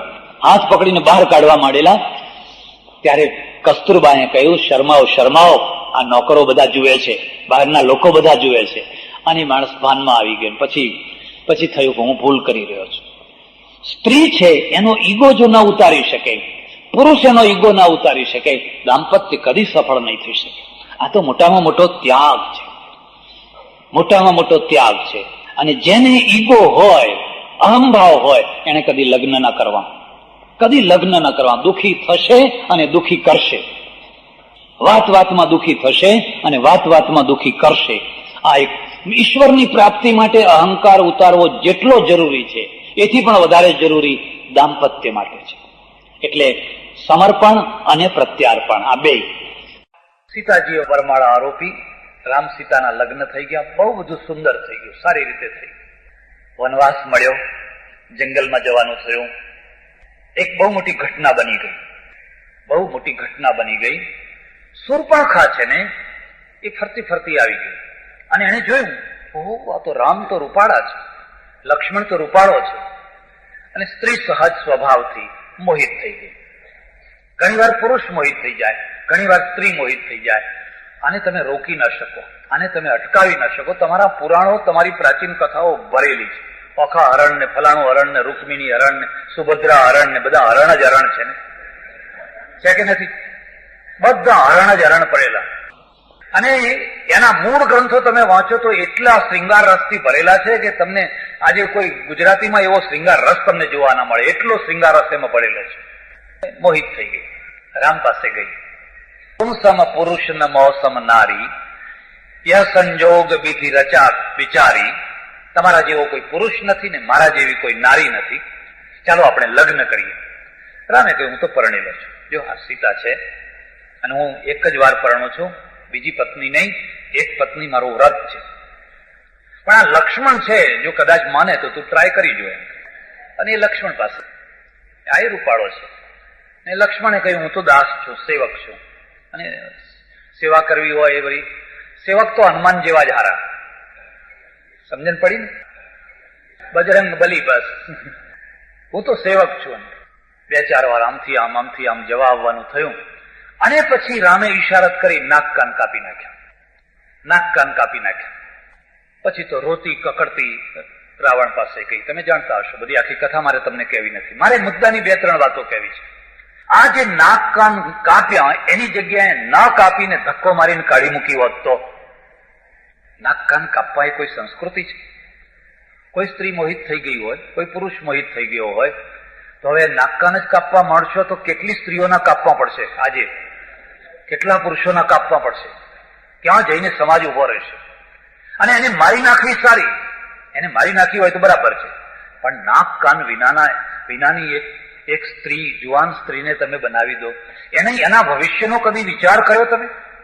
અને કોણ છે? એ તો રસ્તા ભિખારીની કોઈ બેન નથી, એનો ભાઈ તો બહુ મોટો બળવાન દસકંદર છે, કોઈ જેવો તેવો નથી રાજનીતિની દૃષ્ટિએ પણ. એક બીજી વાત યાદ રાખજો, કવિ છે ને, કોમેન્ટ્રીમાં બહુ મોટી શક્તિ છે, બહુ મોટી શક્તિ છે કોમેન્ટ્રીમાં. તમે મારી પાસે કોઈ બેઠો હોય ને કોઈ માણસ આવતો હોય અને પેલો બાજુનો બેઠેલો માણસ મને કહે, જો આ જુનાગઢનો ખરાબમાં ખરાબ માણસ છે, બસ કોમેન્ટ્રી થઈ ગઈ. એટલે મને એમાં ખરાબ જ ખરાબ દેખાયા કરશે. હવે એમાં સારું પણ દેખાવું બહુ મુશ્કેલ થઈ. એક બીજો માણસ બેઠેલો છે, એ માણસ કે છે, અરે હા, હવે એ તો જુનાગઢના બહુ સજ્જન પુરુષ છે, બહુ સારામાં સારા પુરુષ છે, મને એ સારામાં સારો દેખાયા કરશે. એમ કવિ છે ને, એ કવિ કોમેન્ટ્રી કરે છે. એક પાત્રના પ્રત્યે હંમેશા ભગવાન ભગવાન ભગવાન ભગવાન, એટલે પેલો વાચક છે ને એના મગજમાં ભગવાન ભગવાન ભગવાન ભગવાન બેસી જાય છે. અને એક પાત્રના પ્રત્યે રાક્ષસ રાક્ષસ રાક્ષસ, રાક્ષસી રાક્ષસી રાક્ષસી, એટલે પેલાના મગજમાં રાક્ષસ બેસી જાય છે. શ્રોતામાં એટલી તાકાત નથી હોતી પોતે તટસ્થ રીતે ઉભો થઈને ત્રાજવો લઈને તોલ કરી શકે, એટલી એનામાં તાકાત નથી હોતી. એ તો કહી દીધું રાક્ષસી રાક્ષસી, સુરપણખા રાક્ષસી રાક્ષસી, એટલે આપણા મગજમાં પણ બેસી ગઈ વાત કે રાક્ષસી. હું ઘણી વાર વિચાર કરું છું કે એને ધીરે ધીરે સમજાવીને કાઢી મૂકવાની. જો બેન, અમે તો બે પરણેલા છીએ, લક્ષ્મણ પરણેલો છે, હું એ પરણેલો છું, આ બાબતમાં તું બીજે કઈ પ્રયત્ન કર, અમારા આગળ પ્રયત્ન કરવો વ્યર્થ છે, એમ સમજાવીને કાઢી મૂકી હોત તો બહુ સરળ કામ. નાક કાન કાપી નાખ્યા. તમે શાંતિથી વિચાર કરજો, આ કોઈ સંસ્કૃતિ છે? અને આવા નાક કાન કાપો તો શું પરિણામ આવે? હવે રાવણ પાસે જઈને રડી કુટી માથા કૂટ્યા, તું આવો છે, તું તેવો છે, જો આ મારી દશા. તમારામાંથી કોઈ પણ શક્તિશાળી માણસ હોય, તમારી બેનની આ દુર્દશા કરી હોય તો તમે શું કરો? બેસી રહો, ચૂપચાપ બેસી રહો, બદલો લો કે ના લો? રાવણ સમર્થ છે, તરત જ એને બદલો લેવાનું નક્કી કર્યું. સીતાજીનું હરણ થયું. પણ રાવણે અશોક વાટિકામાં સીતાજીને રાખ્યા અને ત્યાં ભક્તિ કરનારી દાસીઓ રાખી. ત્રિજટા વગેરે કેવી છે, સીતાજીને અનુકૂળ એવી દાસીઓ રાખી. 11 મહિના સુધી સીતાજી રહ્યા ત્યાં. રાવણે એક આંગળી ના અડાડી કોઈ દિવસ. તમે શાંતિથી વિચાર કરજો, 11 મહિના સુધી એને ભય બતાવ્યો, લોભ બતાવ્યો, લાલચ બતાવી, પણ સીતાના શરીર ઉપર કદી આંગળી નથી અડાડી. તેટલે હદ સુધી કે મરી ગયો ત્યાં સુધી, તેટલે હદ સુધી કે મરી ગયો ત્યાં સુધી. એને ધાર્યું હોત તો બીજું કઈ નહીં, તો સુરપણખા જેવી દશા તો એ કરી શકત ને. માણસોને તે કહત ને કે જો હું મરી જાઉં તો આટલો બદલો તો તમે જરૂર લેજો. એમાંનું કશું એને નથી કર્યું. તમે તટસ્થતાથી મૂલ્યાંકન કરજો. એટલું નહીં, આખી લંકામાંથી મને એક માણસ ખોળી આપો જેને રાવણના કર્મનું સમર્થન કર્યું હોય. રાવણ તે સારું કર્યું એવો એક માણસ મને ખોળી આપે. વિભીષણે કહ્યું, અરે આ કામ રાવણ, આ કામ ના થાય આપણાથી, પાછી આપી આય, પાછી આપી આય. રાવણે લાત મારી. કુંભકર્ણે કહ્યું, જગાડ્યો. કુંભકર્ણે કહ્યું, આવું પાપ આપણાથી ના થાય. માલ્યવાને કહ્યું, આ ના થાય. મારીચીએ કહ્યું, ના થાય. મંદોદરીએ કહ્યું, ના થાય. મેઘનાદે કહ્યું, ના થાય. તો લંકામાં બધા રાક્ષસો રહેતા હતા. જો રાક્ષસો રહેતા હોય તો મોટી ઉજાણી કરે, સારું થયું હું આ દુશ્મનની પત્ની ઉપાડી લાવ્યા છો તો સારું થયું. પણ અહીંયા તમે જુઓ, એક માણસ એવો નથી જે રાવણના કર્મનું સમર્થન કરે. એક કે છે આ ખોટું કર્યું, ખોટું કર્યું, ખોટું કર્યું. પણ ખોટા કરવામાં બે પ્રકારના માણસો છે. કુંભકર્ણ અને વિભીષણ પાસેથી બે બોધપાઠ લેવા જેવા છે. વિભીષણે સમજાયો કે રાવણ આ ખોટું કર્યું છે, તું મોટો ભાઈ છે, પણ આ પાપ કર્યું છે. રાવણે લાત મારી એટલે વિભીષણ લંકા છોડીને ચાલ્યો ગયો, રામમાં ભળી ગયો. કુંભકર્ણે કહ્યું, તે ખોટું કામ કર્યું છે, પણ હું તારો સાથ નહીં છોડું, મરી જઈશ તારા માટે, કારણ કે તું મારો ભાઈ છે. તું મારો ભાઈ છે એટલે આ ટાઈમે હું તારો સાથ નહીં છોડું. મારી તમને એક ખાસ ભલામણ છે, પહેલા તો બને ત્યાં સુધી કોઈની ભાઈબંધી કરશો નહીં, પણ કરો ને તો એકાદ મર્દ માણસની કરજો. 1000 બાયલાઓ ભેગા કરવા એના કરતા એક મર્દ માણસ જે મુસીબતના ટાઈમે તમારો સાથ ના છોડે. તમને હાથકડી લાગવાની હોય, તમને જેલમાં જવાનું હોય, ફાંસીએ ચડવાનું હોય, તમારાથી ભૂલ થઈ ગઈ હોય, એ તમને કહે કે તારી ભૂલ થઈ ગઈ છે, પણ હું તને છેહ નહીં આપું, હું મરી જઈશ તારા માટે, પણ સાથ આપીશ. મારી બાંય છે, થોડો નીકળ્યો છે તો એનો અર્થ નથી કે હું બાંય કાપી નાખું. કુંભકર્ણે સાથ ન છોડ્યો, રાવણ મરી ગયો. એ બધું તમે જાણો છો. મારે તો તમને આટલું જ કહેવું છે કે આખી લંકામાં મને એક માણસ ખોળી આપો જેને રાવણને પાનો ચડાયો હોય કે આ બહુ સારું કામ કર્યું, બહુ સારું કામ કર્યું. જો એ રાક્ષસોની નગરી હોત ને તો બધા સમર્થન જ કરવાના હતા. પછી રાવણ મરાયો, સીતાજીને લાવવાના થયા. વાલ્મીકી રામાયણ વાંચજો, ખાસ વાંચજો, એક પ્રકરણ વાંચજો. મારે એની ચર્ચા નથી કરવી. રામે બહુ સરળતાથી સ્વીકાર નથી કર્યો. અગ્નિ પરીક્ષા, શું ભરોસો, શું ખાતરી, અગ્નિ પરીક્ષા. સીતાએ અગ્નિ પરીક્ષા આપી. બધાએ જોયું ના ના બરાબર છે, હવે કઈ વાંધો નથી, શુદ્ધ છે. પછી લઈ ગયા ત્યાં લઈ ગયા. અંદર અંદર ગુણગુણ ગુણગુણ ગુણગુણ ગુણગુણ વાતો ચાલતા ચાલતા ચાલતા ચાલતા વાત ધીરે ધીરે ધીરે વંટોળિયાનું રૂપ ધારણ કર્યું. ધોબી તો નિમિત્ત છે, એક ધોબી નહીં, ધોબી તો નિમિત્ત છે. અને રાજાના સામે આ પ્રશ્ન આવીને ઉભો રહ્યો. એક તરફ મારી પ્રતિષ્ઠા, એક તરફ પત્ની. પત્ની નિર્દોષ છે, અગ્નિ પરીક્ષા મેં મારી નજરે જોઈ છે. પત્ની નિર્દોષ છે, પણ પત્નીની કિંમત વધારે છે, પ્રતિષ્ઠાની કિંમત વધારે છે. અને છેવટે નિર્ણય કરવામાં આવ્યો પત્નીનો ત્યાગ. લક્ષ્મણને કહ્યું, જાઓ છોડી આવો. રાતના 12 વાગે કોઈ નદી કિનારો હોય, જંગલ હોય, જ્યાં હિંસ્ર જાનવરો રહેતા હોય, એવી જગ્યાએ એને છોડી આવો. લક્ષ્મણ કે હું આજ્ઞાકારી છું, રડતા રડતા તમારી આજ્ઞાનું પાલન કરીશ, મને આ મંજૂર નથી પણ આજ્ઞાકારી છું.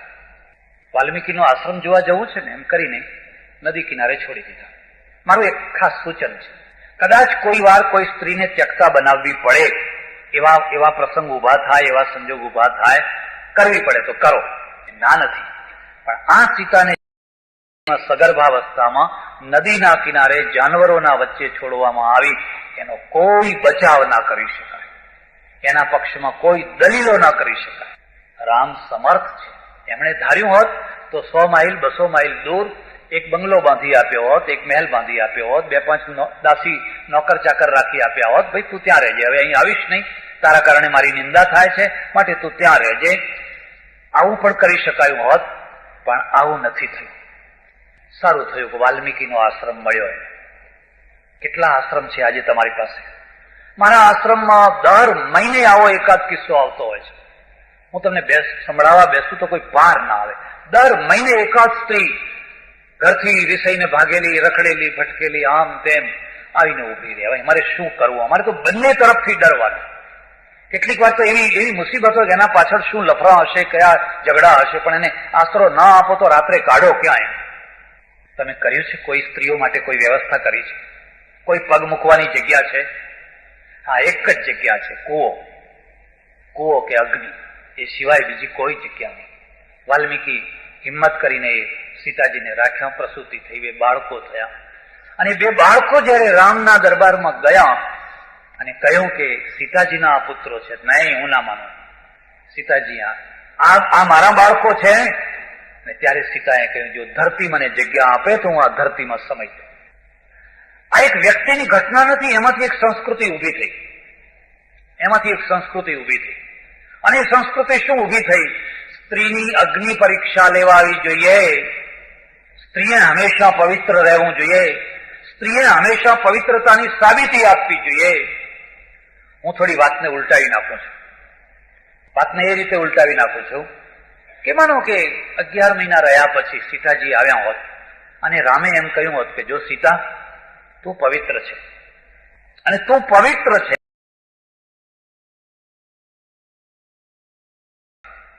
માત્ર સીતા નહીં, રાવણ પણ એટલો જ કારણ છે. અને જો તમે રાવણને એનો યશ ના આપો તો તમે એક પ્રકારથી સંતુલન વિનાના માણસ કહેવાય.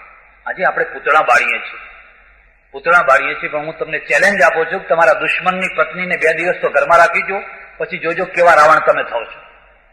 એને 11 મહિના રાખી, પણ કદાચ તારા સાથે કોઈ દુર્વ્યવહાર થયો હોય તો સ્ત્રી છે, શારીરિક રીતે તારી પરિસ્થિતિ એવી છે કે ગમે તે થઈ શકે. અને બળાત્કારનું અસ્તિત્વ માત્ર માનવ જાતિમાં જ છે. માનવ જાતિ સિવાય બીજી કોઈ જગ્યાએ બળાત્કાર નથી.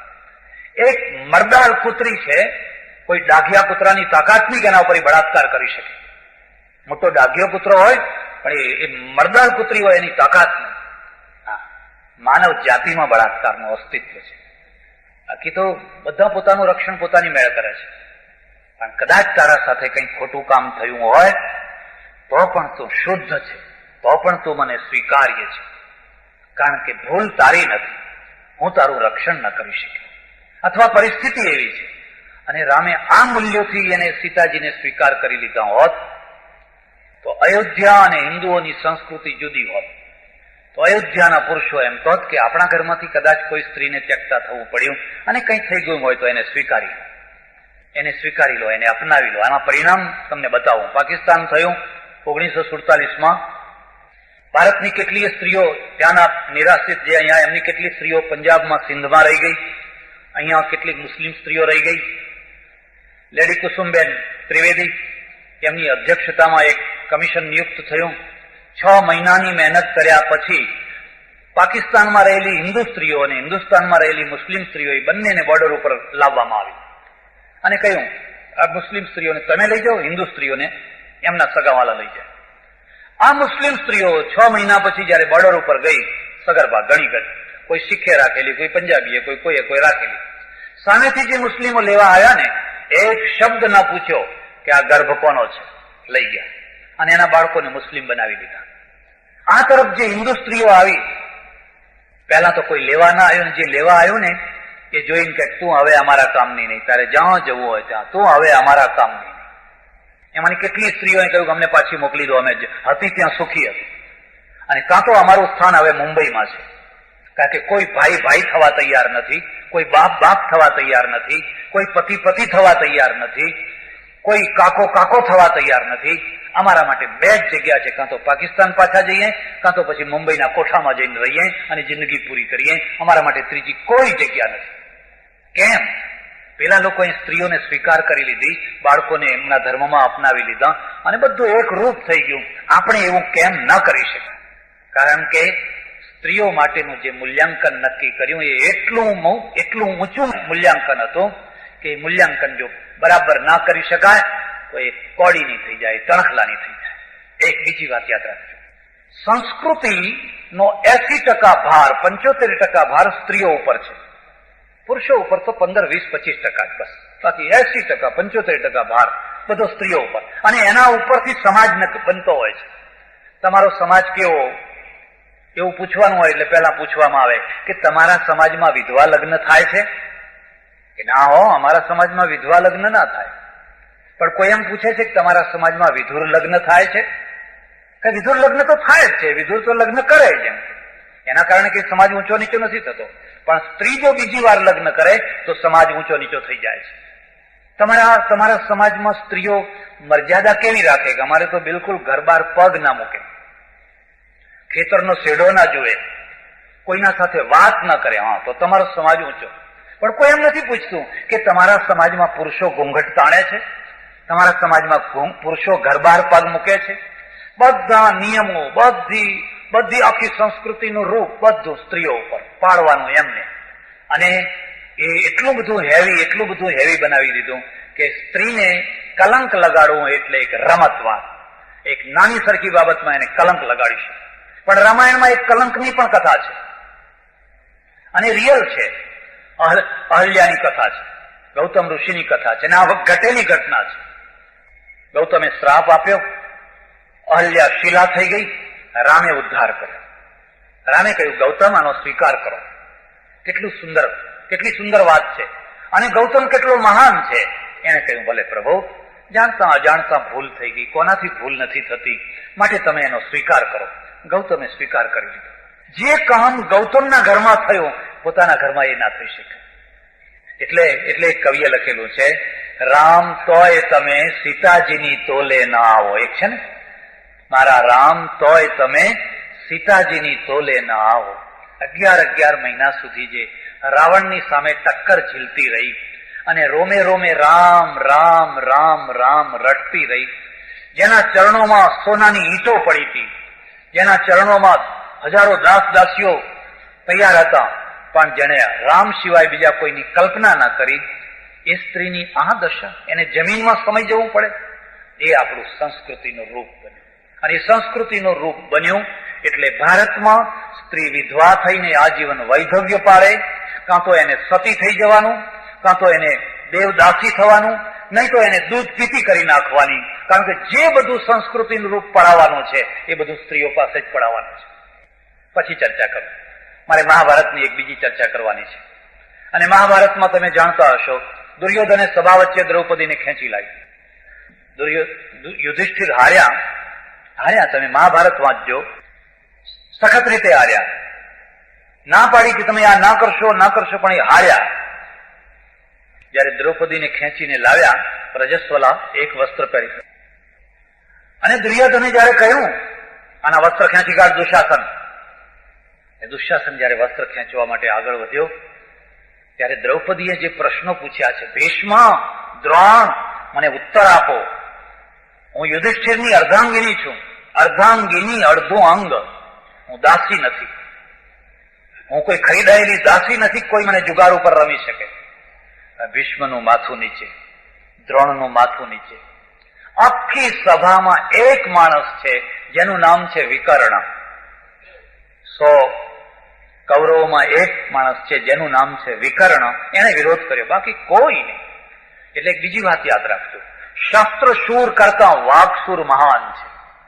સીતાજીની લાજ એટલા માટે ના લૂંટાઈ કે લંકામાં વાઘસુર પુરુષો હતા. એક માણસે કહ્યું આ ખોટું છે, ખોટું છે, ખોટું છે, એટલે રાવણ હિંમત ના કરી શકે. વાઘસુર હતા, સાચું બોલનારા હતા. અહીંયા ભીષ્મ છે, બહુ મોટા શસ્ત્રધારી છે, પણ ચૂપ, બોલતી ભાન, બિલકુલ નીચું ઘાલીને બેઠા છે. ઘણી વાર લોકસભામાં પણ ભીષ્મ ને દ્રોણ ભેગા થઈ જતા હોય છે.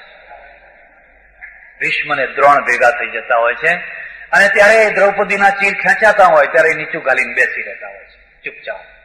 આ ચૂંટણી થઈને એના પહેલા, એટલે હમણાં જે નવી લોકસભાની ચૂંટણી થઈને એના પહેલા મારે ત્યાં 2-3 એમપીઓ આવેલા. રાતના 11 વાગ્યા સુધી બેઠા, ખૂબ ચર્ચા ચાલી. મેં એમને પૂછ્યું, આ જે તલાક બિલ પાસ થયું, એ તલાક બિલના પક્ષમાં વોટ આપેલો કે વિપક્ષમાં આપેલો? એમણે કહ્યું કે પક્ષમાં આપેલો. તમે એ બિલમાં સંમત છો કે ના? સંમત નથી. તો સંમત નથી ને પક્ષમાં વોટ આપ્યો? કે મહારાજ, કેરિયર સાચવવી હોય તો આપવો પડે. એમ કે આ તો પોતાની કેરિયર બચાવવા માટે વોટ આપવો પડે. આ લોકોનું કામ કરવા નથી ગયા, કેરિયર બચાવવા ગયા છે. લોકોની કેરિયર પડે ચૂલામાં, અમારી કેરિયર બચવી જોઈએ. દેશની કેરિયર જાય ખાડામાં, પણ અમારી કેરિયર બચવી જોઈએ. અને પરિણામ તમે જોયું, કેરિયર બચાવનારની દશા શું થઈ? જે લોકોએ કેરિયરની પરવા કર્યા વિના રાજીનામા આપ્યા ને, એ ફરી પાછા આવી ગયા. પેલો આરિફ મોહમ્મદ ખાન, ખબર છે ને? એ માણસ વિરોધ કરેલો, એને છૂટા થવું પડ્યું, બરાબર છે. ફરી ચૂંટાઈ ગયો, મંત્રી થઈ ગયો. અને જે લોકો કેરિયર બચાવવા માટે હાથ ઊંચા કરનારા થઈ ગયા હતા, રોબોટ, એને દૂરબીનથી જોવો તો અત્યારે દેખાતા નથી. ક્યાં ગયા બધા કેરિયર વાળા? એને દૂરબીનથી જોવો તો એ દેખાતા નથી. કારણ કે એ બધા ભીષ્મો હતા, એ દ્રોણો હતા. દ્રૌપદીના ચીર ખેંચાય કે જે થવું હોય થાય, પણ અમે મોઢું નથી ખોલવાના, નથી ખોલવાના, એ નથી જ ખોલવાના. એટલે દુર્યોધનની સભા અને રાવણની સભામાં કોની સભા સારી? રાવણની સભા. તમારે સ્વીકાર કરવો પડશે. એની મંદોદરી પણ કહે છે, વિભીષણ કહે છે, કુંભકર્ણ કહે છે, મેઘનાદ કહે છે, એક માણસ કહે છે કે આ અનર્થ થઈ રહ્યો છે. અને ત્યારે દ્રૌપદીના ચીર ખેંચાયા. પછી તો બધી ઘટના તમે જાણો છો, મારે તમને નથી કહેવું. પણ એટલું તો નક્કી હતું કે એ ચીર ખેંચાવાનું નિમિત્ત બનનાર જે માણસ હતો, જુગાર રમનાર જે માણસ હતો, એ કોઈ એરો ગેરો સામાન્ય માણસ નતો, કોઈ હાલી મવાલી માણસ નતો. એ સમયનો સૌથી મોટામાં મોટો ધર્મ રાજ હતો. જેને સૌથી મોટામાં મોટો ધર્મવેત્તા, ધર્મનિષ્ઠ માણસ કહેવાય એવો ધર્મ રાજ હતો. અને ધર્મ રાજ જો પોતાની પત્નીને જુગાર ઉપર રમી શકે ને એના દેખતા એના ચીર ખેંચાવી શકતા હોય, તો હું તમને કહું કે આજનો જમાનો હજુ એટલે સુધી બગડ્યો નથી. આજે ચીર ખેંચાતા હશે પણ કોઈ ખૂણા ખાંચરે, સભા વચ્ચે નહીં, આટલી બધી સભા વચ્ચે નહીં. એની તુલનામાં તો આજ ઘણી સારી સ્થિતિ એમ કહેવાય. ત્યારે આપણે આ બેયના દ્વારા આપણે એક સંસ્કૃતિનું નિર્માણ કર્યું. અને એ સંસ્કૃતિ સ્ત્રીઓના માથે ગઈ, પુરુષોના માથે નહીં. એટલે પ્રત્યેક સ્ત્રીને રાત દિવસ હું પતિવ્રતા છું, હું પતિવ્રતા છું, હું પતિવ્રતા છું, એવું સતત સાબિત કરવું પડે. એને સતત સાબિત કરવું પડે. અને સતત સાબિત કરી શકે તો એનું માન છે. પણ જો એ સાબિત કરવામાં જરાક ભૂલ થઈ, જરાક કંઈક ખામી આવી ગઈ, ખલાસ, એ કોડીની છે. પછી એની કિંમત કોડીની છે. મારે ત્યાં હમણાં થોડાક ટાઈમ પહેલા ઇંગ્લેન્ડથી એક સજ્જન આવેલા અને થોડીક વાતો ચાલી, સત્યની જ વાત થઈ. મેં કહ્યું, હું કોઈને સાચું બોલવાની પ્રતિજ્ઞા નથી લેવડાવતો, તમને નહીં. કારણ કે પ્રતિજ્ઞા એવી લેવડાવી જે પાળી શકાય. તમારી વાત જવા દો, મારી વાત કરો. મારે પ્રદેશ જવાનું થયું. પહેલી વાત, પાસપોર્ટ બનાવવાનો થયો. પિતાના જગ્યાએ ગુરુનું નામ લખ્યું. ગુરુ, અમારે તો ગુરુનું નામ લખાય. માતાની જગ્યા ખાલી રાખી. ઓફિસર કોઈ સારા હતા, દેસાઈ કરીને હતા. એને મને બોલાયો ઇન્ટરવ્યુમાં. મને કે સ્વામીજી, માતાનું નામ લખવું પડે. મેં કહ્યું, ભાઈ આ તો મારા ગુરુ છે ને, અમે તો ગુરુનું નામ લખીએ. પિતાનું નામની જગ્યાએ ગુરુનું નામ, માતાનું નામ તો ના લખાય. મને કે નહીં લખો તો ફોર્મ નહીં મંજૂર થાય, તમારે કંઈક ને કંઈક તો લખવું જ પડશે. તો પછી મેં કહ્યું, એમ કરું, ભારત માતા લખું, માતાની જગ્યાએ ભારત માતા. મને કે એમ કરો, ભારતીબેન લખી નાખો.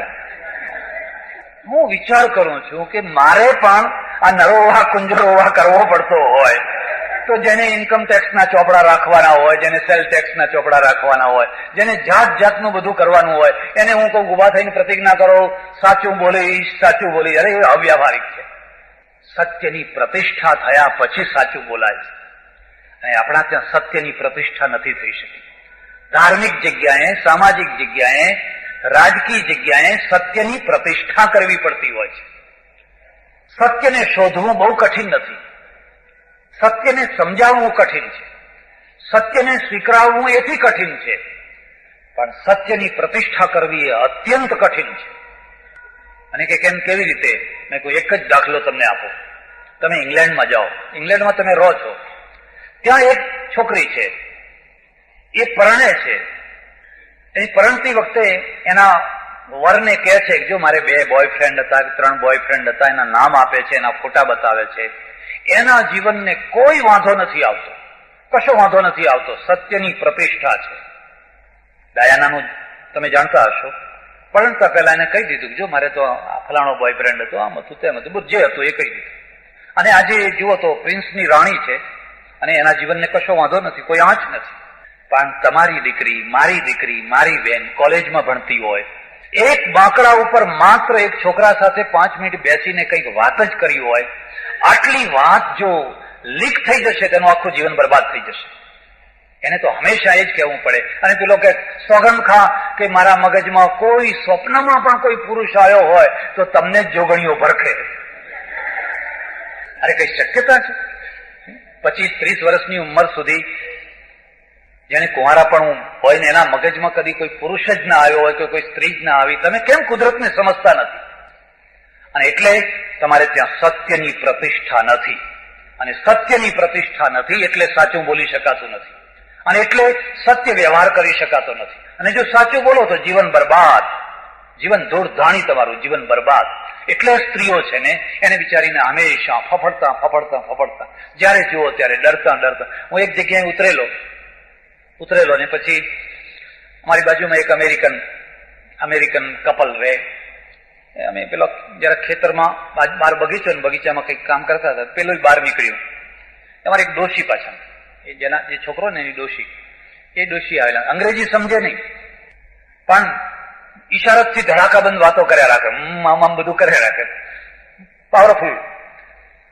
એટલે પેલા છોકરાએ મને કહ્યું, જુઓ સ્વામીજી, આ જે અમેરિકન લેડી છે ને, આ એનું 5મું લગ્ન છે. મેં કહ્યું તમે કેવી રીતે ખબર પડી તમને? કે એમણે જ મને કહ્યું, એ બાઈએ જ કહ્યું, એના પતિના રૂબરૂ કહ્યું કે આ મારું 5મું લગ્ન છે. એ પેલા એની ડોશી સાંભળતી હતી કે મેર મુઈ, શરમે નથી આવતી, એને ફિટકાર આપ્યો. હવે 5મું લગ્ન કરીને પણ પ્રતિષ્ઠાપૂર્વક જીવન જીવી શકે છે. એને કોઈ સામાજિક આંચ નથી આવતી, એને કોઈ ધાર્મિક કે બીજી કોઈ આંચ નથી આવતી, કોઈ હળોહળો નથી કરતું. તમારે ત્યાં એ શક્ય નથી, કારણ કે તમારી એક સંસ્કૃતિ છે, અને એ સંસ્કૃતિ એ રીતની બનેલી છે કે આવું કોઈ કરે એને એકદમ ઘૃણાની નજરથી જોવામાં આવે. હા, ઉપર મખમલના વસ્ત્રના નીચે કંઈક થતું હોય તો બરાબર છે, એનો કઈ વાંધો નહીં, એ ચાલ્યા કરે, એને તમે રોકી ન શકો. એટલે આપણો સમાજ ઉપરથી મખમલી અને નીચેથી સડેલો. પેલો સમાજ જેવો નીચે છે એવો ઉપર છે, એમને કશું છુપાવવાનું નથી, કશું ઢાંકવાનું નથી. સત્ય પ્રતિષ્ઠિત છે. આપણા ત્યાં ઢોંગ પ્રતિષ્ઠિત છે, દંભ પ્રતિષ્ઠિત છે. બાકી પેલા સમાજમાં ને આપણા સમાજમાં રિયલ કશો ફરક નથી. બાકી એનું એ જ બધું છે, કશું જ નથી. પણ અહીં બધું મખમલથી ઢાંકેલું છે. એટલે આ બીજી વાત છે. તમે ધાર્મિક રીતે એનું શું સ્થાન રાખ્યું છે? આ ધાર્મિક. હવે ત્રીજી સામાજિક શું સ્થાન છે? જેમ હમણાં કોઈ બેને કહ્યું એમ, જન્મે ત્યારથી મૃત્યુ સુધીની બધી વિધિઓ જોયા કરે. સ્ત્રી જન્મે એટલે ચહેરો ઉતરી જાય, કોઈ થાળીઓ ના વગાડે, કોઈ મીઠાઈ ના વહેંચે. છોકરો જન્મે તો બધા રાજી થઈ જાય. અને દુનિયાને જેટલી પુરુષની જરૂર છે એટલી જ સ્ત્રીઓની જરૂર છે. એકલા પુરુષો જ હોય તો. અને જયારે કોઈ ટાઈમ એવો હતો જયારે સ્ત્રીઓ બહુ ઓછી હતી ત્યારે દશા શું થતી? ઉગાએ ફરતા જ હોય બિચારા, આમને એમ, પેલું ખંભે ધોતીઓ નાખીને એમને એમ નવરા જ ફરતા હોય, જેટલી સ્ત્રીની જરૂર છે.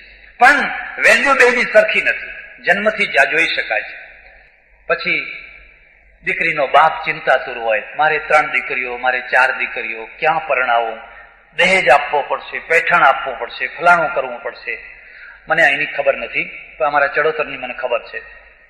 ચડોતરમાં હમણાં એક છોકરો આવ્યો, ઓળખીતો જ. એનો ચહેરો તમે જુઓ ને તો સિંગોડા જેવો. સિંગોડું જોયું છે? રંગે એવો અને બધું જ એવું, આખું જાણે બીજું સિંગોડું જોઈ લો. એને 54 છોકરીઓ એને ફેલ કરી, 54 છોકરીઓના ઇન્ટરવ્યુ ફેલ કર્યા. પછી એની માં મારી પાસે આવી, મને કે આ છોકરાને સમજાવો ને. હું તો કેટલી. પછી મેં એને પૂછ્યું, કેમ, તારે શું જોઈએ છે? અને કે મારે આ જોઈએ, મારે આ જોઈએ, મારે આ જોઈએ, મારે આ જોઈએ. પણ પહેલા તારું દર્પણમાં મોઢું તો જો. અને પરણનાર એને નથી પરણતી, એના ગ્રીન કાર્ડને પરણે છે. એટલે હું અમેરિકા ગયો તો ઘણા અમારે પટેલોના ત્યાં જઉં, એ બધા ભગવાન બધા ફોટા એટલું બધું હોય ને ઘરમાં. અમે જેટલા સાધુઓ જઈને અમારા પોતાના ફોટા આપતા જઈએ, પેલો પૂજજો, અને પેલા ભેગા કરે રાખે. તમારે જો હોય તો જોજો. ઘણી વાર તો આપણા મંદિરો, એમાં પ્રાઇવેટ મંદિરો નથી હોતા, એ મ્યુઝિયમ હોય છે.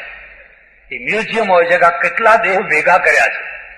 મને કે બાપજી તમારે કંઈક આપવું હોય તો આપતા જાઓ, ફોટો આપતા જાઓ. દયા આવે. આ પ્રજાના ઉપર એક ઈશ્વરની નિષ્ઠા ક્યારે જાગશે? પછી મેં કહ્યું, અલ્યા આટલા બધા દેવ પૂજે છે પણ ખરો દેવ તો તારે તે મૂક્યો જ નથી. હા મહારાજો, વાત તો તમારી સાચી છે. આટલા દેવ રાખ્યા છે પણ હજુ દશા વળતી નથી જોઈએ એવી. એ દેવ તમે આપતા જાઓ. મેં કહ્યું હું નહીં, એ દેવ તો તારી પાસે જ છે. એ કહ્યો મેં, તારું ગ્રીન કાર્ડ વચ્ચે મૂક, એની આરતી ઉતાર. આ ગ્રીન કાર્ડે તારી કિંમત કરી, નહીં તો તને કોઈ સામેથી પૈસા આપે તો આપવા તૈયાર નથી. એટલે સ્ત્રીને પરણવું હોય છે, અને પરણવા માટે ચિંતાતુર હોય છે, એટલે એને ગૌરી વ્રત કરવા પડે છે. કોઈ પુરુષને ગૌરી વ્રત કરતા જોયા? આ છોકરીઓને તમે જુઓ તો ઊભી ચોથ કરે ને, આડી ચોથ કરે ને, મોડી ચોથ કરે ને, ફલાણી ચોથ કરે ને, ફલાણું કરે ને. હું તો ઘણી વાર પૂછું કે આ બધું કેમ આટલું બધું કરો છો? તો કે ના, એ તો કરવું પડે એમ. સોમવાર ઉજવવાના, ફલાણા વાર ઉજવવાના, વાર બધું કર્યા જ કરે. અને છોકરાઓને પૂછું તમે કઈ વ્રત કરો છો? કે ના, મારા કશું જ નહીં. કેમ? બેયમાં બહુ મોટું મુદ્દાનું ફરક છે. એને આખું જીવન સમર્પિત થવાનું છે. અને એ સ્ત્રીને રાત દિવસ એક પ્રશ્ન એના મનમાં ડંખ મારતો હોય છે કે જો મને કસાઈ મળ્યો તો, જો મને કસાઈ મળ્યો તો, જો મારા મનોરથ પૂરા ના થયા તો. કદી સ્ત્રી થઈને સ્ત્રીના પ્રશ્નોનો વિચાર કર્યો છે? કદી કોઈ કુમારી કન્યા થઈને એના અંદર ઘોળાતા પ્રશ્નોનો વિચાર કર્યો છે? અમારે ત્યાં તો દબાણ કરે, હું કહું ત્યાં જ પરણવું પડશે. બેસી જા, કાનની બૂટ પકડે. છોકરાને કે બેસી જા, પેલાને કે બેસી જા. અમે ડાયા, તમે ડાયા, તો તમે જ પરણી લો ને. પછી તમે જ ડાયા હોય તો પછી અમને શું કામ વચ્ચે આગળ હોળીનું નારિયેળ કરો છો? પહેલા કન્યાને ચોઈસ નથી. આપણી જે પ્રકાર પૌરાણિક પદ્ધતિ અપનાવી એમાં કન્યાની કોઈ ચોઈસ નહીં. હવે ધીરે ધીરે ચોઈસ ઉભી થવા માંડી છે. અને કન્યાની જ નહીં, સ્ત્રી માત્રની ચોઈસ નહીં. માતૃદેવો ભવ, માતા પૂજ્ય છે બરાબર, પણ ક્યાં સુધી? માતા જો મારા નિયમ પ્રમાણે રહે તો એની આવશ્યકતાની કોઈ ચિંતા નહીં. એની શું જરૂરિયાત છે એ કશું નહીં જોવાનું. પણ અમારી જે જરૂરિયાત છે મને ખબર છે. મારી માં છે ને એ 24 વર્ષે વિધવા થઈ ગઈ, 24 વર્ષે, અને 32 વર્ષે અવસાન થઈ ગયું. 20 વર્ષે પરણ્યા, 4 વર્ષનું દાંપત્ય. અને 24 વર્ષથી 32 વર્ષ સુધી 8 વર્ષ વૈધવ્યમાં કાઢ્યા. અમે જે નિયમ બનાવ્યો છે એ નિયમે જ જીવવાનો. એની શું આવશ્યકતા છે, એના શું પ્રશ્નો છે, કોઈને કશી પડી. અને જો જરાક આગી પાછી થાય, દીકરો જ માનું ખૂન કરી નાખે, ભાઈ બેનનું ખૂન કરી નાખે. બેન ખરી, સાડી આપું, બધું કરું, પણ શરત એટલી કે હું કહું ત્યાં તારે પરણવાનું. તારી પોતાની કોઈ ચોઈસ નહીં. અને જો તારી ચોઈસને આગળ કરી તો માથું કાપી નાખીશ. બેન ખરી, પણ મારી શરતે, એની શરતે નહીં. એની આવશ્યકતાઓ નહીં જોવાની. એની શું જરૂરિયાત છે, એની શું આવશ્યકતા છે, એની કોઈ મહત્વ નહીં. અમે કહીએ એ રીતે તારે જીવવાનું. પશ્ચિમમાં આથી ઉલટું થયું. એટલે ત્યાં સ્ત્રીઓ સળગતી નથી, એટલે ત્યાં સ્ત્રીઓની હત્યા નથી થતી. હા, છૂટાછેડા થાય છે. સ્ત્રીઓના નાક નથી કપાતા, સ્ત્રીઓને બાળી નથી મૂકવામાં આવતી. આપણા ગૌરવની સાથે આ હત્યાઓ પણ છુપાયેલી છે, બાળી મૂકવાના કેસો પણ છુપાયેલા છે. અને કોણ બળે છે? મારી બેન, મારી દીકરી. એ કોઈ બીજી દુશ્મન નથી. તમારી બેન, તમારી દીકરી. કેમ બળે છે? કેમ મારી નાખવામાં આવે છે? એક મિથ્યા ઈગો, એક કાલ્પનિક અહંકાર, એક કાલ્પનિક એક પક્ષીય મૂલ્ય. એક પક્ષીય પુરુષના ચારિત્ર ઉપર શંકા થાય તો સ્ત્રી બિચારી રડી રડીને બેસી રહે, બહુ તો એને સુધારવાનો પ્રયત્ન કરે. સ્ત્રીના ચારિત્ર ઉપર જો જરા ખોટી પણ શંકા થાય તો પુરુષ તરત જ એનું કાશળ કાઢી નાખે. કારણ કે તારે તો અગ્નિ પરીક્ષા જ આપવાની, અમારે કશું જ નહીં. એ બધું સંસ્કૃતિનું ભાર તારે ઉપાડો. એટલે આપણે ત્યાં જે સામાજિક રૂપ થયું, એને પરણવામાં ચિંતા, એને વિધવા થવામાં ચિંતા, એને ત્યક્તા થવામાં ચિંતા, એને ના પરણેલી જીવવા દે, ના ત્યક્તા થયેલી જીવવા દે, ના વિધવા થયેલી જીવવા દે, ના એની મિલકત રહેવા દે. પડાવી લે લોકો. ભણેલી ના હોય, અબૂધ હોય, એકાદ વીઘો ખેતર આપી દીધું, આપ્યું ના આપ્યું, ના કોઈની પાસે માગવા દે. મારી વાતને તમે ધ્યાનથી સમજજો. ધ્યાનથી શું સમજવાનું છે? તમારે એવા મૂલ્યો સ્થાપિત કરવાના છે જે મૂલ્યોમાં સ્ત્રી પણ પોતાની રીતે જીવી શકે. અને આ સ્વીકારવું પડશે. પશ્ચિમમાં થયું એ અહીં થવાનું જ છે. અને એનું મૂળ ધર્મ નથી, એનું મૂળ ઔદ્યોગિક ક્રાંતિ છે. બધી ક્રાંતિઓનું મૂળ ઔદ્યોગિક ક્રાંતિ છે. અમે 1000 પ્રવચનો આપીએ, એનું કોઈ પરિણામ નહીં આવે. ઔદ્યોગિક પશ્ચિમમાં ઔદ્યોગિક ક્રાંતિ થઈ, સ્ત્રી ઘરની બહાર નીકળી, ફેક્ટરીમાં ગઈ, ઓફિસમાં ગઈ. અહીંયા પણ આજ દશા થઈ. સ્ત્રી આજે એક પ્રોફેસર બની, ક્લાર્ક બની, 2000 કમાતી થઈ. એટલે 5 વાગ્યાની જગ્યાએ હવે 6 વાગે આવે ને તો ઘરના કોઈ બોલશે નહીં. કઈ વાંધો નહીં, કઈ વાંધો નહીં. કારણ કે અર્થતંત્ર કરોડરજ્જુ છે. એ અર્થતંત્ર કરોડરજ્જુ છે. પેલા એની પાસે પૈસો જ નહીં. ભાઈ આવ્યો હોય, એકાદ રૂપિયો આપ્યો હોય તો સંતાડીને રાખે, પાછું ચોરી છુપી સંતાડીને રાખે. જેના પતિ દારૂડિયા હોય, જેના પતિ જુગારી હોય, જેના પતિ ભૂંડા હોય, એ સ્ત્રીઓની તો વાત જ જવા. 6-1 મહિના પહેલા મારે ત્યાં એક સ્ત્રી આવેલી, આવડું છોકરું લઈને પગથિયા નીચે ઉભી રહી અને મને કે એક સાડી દે દો, એક સાડી માંગને આવી હું, એક સાડી દે દો. મેં એનો ચહેરો જોયો, શું પેલું કે છે ને, કર્મ છુપે નહીં ભભૂત લગાયા. મેં કહ્યું કો કે ના કો, આ કોઈ ભિખારી સ્ત્રી નથી. એને પૂછ્યું તું અહીં સાડી લેવા કેમ આવી? કોઈએ મને કહ્યું જાઓ આશ્રમમાં સાડી આપે છે, તને આપશે સાડી. એને બેસ, તું સાચું બોલ, તું કોણ છે, ક્યાંથી આવી, કોની દીકરી છે? બહુ પૂછ્યું ત્યારે ધ્રુસકે ને ધ્રુસકે રડતા રડતા એને કહ્યું, મહારાજ મારો પતિ લશ્કરનો કેપ્ટન છે, આજે જીવે છે. મહારાષ્ટ્રમાં એનું નામ સાવંત છે. અટક હોય છે ને સાવંત, એ લશ્કરનો કેપ્ટન. તો તું એ કેપ્ટન 2-3 હજાર રૂપિયાનો પગારદાર, એને છોડીને આવી ભીખ માંગવાની દશામાં ક્યાંથી આવી ગઈ? એ દારૂ પીને રોજ આવે અને ઢોરની માફક મને મારે. એક દિવસ એવો ના જાય કે જે દિવસે મેં માર ન ખાતો. એ આવવાનો થાય એટલે મારે એમ જ સમજી લેવાનું કે હવે બસ મારું આ શરીર, એના મુક્કા, એની લાતો, એની એડીઓ, એના બૂટ, અને મારે એટલે ભાન વિનાનો થઈને મારે. મેં મારી જિંદગીમાં એટલો માર ખાધો છે, એટલો માર ખાધો છે, એટલો માર ખાધો છે. અને પછી છેવટમાં મને એક દિવસે થયું કે આ જમી જાઉં છું અને સ્ટેશનમાં જઈને સુઈ જાઉં છું, હું સુખી છું, મને કોઈ એવું દુઃખ નથી. ત્રીજે જાય, સ્ત્રી ક્યાં જાય, પગ મૂકવાની જગ્યા ક્યાં છે? એ એના મનની વેદના કોને કે, બળાપો કોને કે? એટલે યુરોપમાં પણ આ જ દશા હતી. ઔદ્યોગિક ક્રાંતિ આવી, એ પેલો 1 રૂપિયો જે ભાઈનો આપેલો સંતાડીને રાખવો પડતો. અને આ પુરુષો હંમેશા કંઈક બેનો ચોરી કરે, બેનો ચોરી કરે.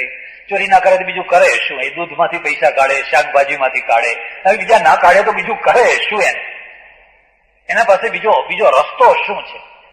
હવે એના પાસે અર્થતંત્ર આવ્યો. એ શિક્ષિત થઈ, એ ભણી, આજે પોતાના પગ ઉપર ઉભી થઈ, અને એને એટલી હિંમત છે કે કદાચ મારે આખી જિંદગી મારા પોતાના પગ ઉપર જીવવું હોય તો હું જીવી શકું એમ છું, સ્વમાનપૂર્વક જીવી શકું એમ છું. કોઈ કસાઈ હવે મને મારીને, લાતો મારીને મારું જીવન પૂરું કરે, એ સ્થિતિમાંથી હું બહાર નીકળી રહી છું. તમારે ત્યાં પણ આ જ દશા આવી રહી છે અને આવવાની જ છે. મારી કે તમારી અટકાવવાની નથી. પણ આમાં સોલ્યુશન શું છે? બસ સોલ્યુશન એ છે કે કુદરતી વ્યવસ્થા, એમાંની જે લગ્ન સંસ્થા, અને લગ્ન સંસ્થા સાથે પ્રવાહના આગળ નીકળી ગયા છીએ ત્યારે આપણે મૂલ્યોનો મેળ કરી લઈએ. સંસ્કૃતિને પાછળ રહેલા પ્રશ્નો એ હલ નહીં થઈ શકે, પાછળના સાધનોથી નહીં થઈ શકે. એક જમાનો હતો જયારે આવડા છોકરા પરણાવવામાં આવતા અને એમના દાંપત્ય સફળ રહેતા. એ પણ બરાબર છે, એમના દાંપત્ય સફળ રહેતા. કારણ કે આ ગીગા અને ગીગીને એની કોઈ ચોઈસ જ નહીં, એની કોઈ અપેક્ષા જ નહીં. એના મા બાપ કહે કે હા તને અહીં પરણાવી, તો કે હારું, ત્યારે લાકડે માકડું હોય, કજોડું હોય, જે હોય, પડ્યું પનારું પાર પાડવાનું. આજે ચોઈસ ઉભી થઈ. હવે એ રીતે તમે તમારા પ્રશ્નોને હલ નહીં કરી શકો. અને ચોઈસ ઉભી થઈ એટલું જ નહીં, હું તો તમને એથી આગળ વધીને કહું છું, અભણ સ્ત્રીનું લગ્ન જીવન જેટલું સરળ છે, ભણેલી સ્ત્રીનું લગ્ન જીવન એટલું સરળ નથી. પ્રશ્નો તો બીજા ઉભા થયા. ભણેલી સ્ત્રી, અભણ સ્ત્રીને તો પરણાવી દીધું, બરાબર છે, માર ખાશે, ફલાણું થશે, પણ એ પાછું બધું ઘરમાં. પણ ભણેલી સ્ત્રી છે ને, એની અપેક્ષાઓ મોટી થઈ. મારો પતિ કેવો હોવો જોઈએ, આવો હોવો જોઈએ, આવો હોવો જોઈએ, આવો હોવો જોઈએ, આવો હોવો જોઈએ. કોલેજ પાસ કરી છે અને જયારે એને આખા એના મગજમાં એક નકશો છે અને એ નકશામાંનું કશું જ ના મળે એને, એના પ્રશ્નો તો અભણ સ્ત્રી કરતા પણ વધારે ગંભીર છે. જયારે વધારે ગંભીર છે ત્યારે હવે તમે પેલી જૂની વાતો લાવીને સોલ્યુશન કરવા માંગો તો નહીં થશે. નદી ઘણી આગળ નીકળી ગઈ છે અને ઘણી આગળ નીકળી ગઈ છે એટલે સાધનોને પણ દોડાવવા પડશે. પ્રશ્નો જેમ દોડે છે પેરેલર એના સાધનોને પણ દોડાવવા પડશે. પ્રશ્નો દોડે અને સાધનો જૂના, હલ નહીં કરી શકાય. સાધનોને પણ સાથે દોડાવવા પડશે. આ બીજી વાત છે. પણ તે છતાંય મને એક બહુ મોટી આશા છે અને મોટી આશા કુદરત છે. તમે લડો, ઝઘડો, આ કરો, તે કરો, ફલાણું કરો, પણ છતાં એવી કોઈ શક્તિ નથી કે તમારા વચ્ચે દિવાલો ઉભી કરી શકે.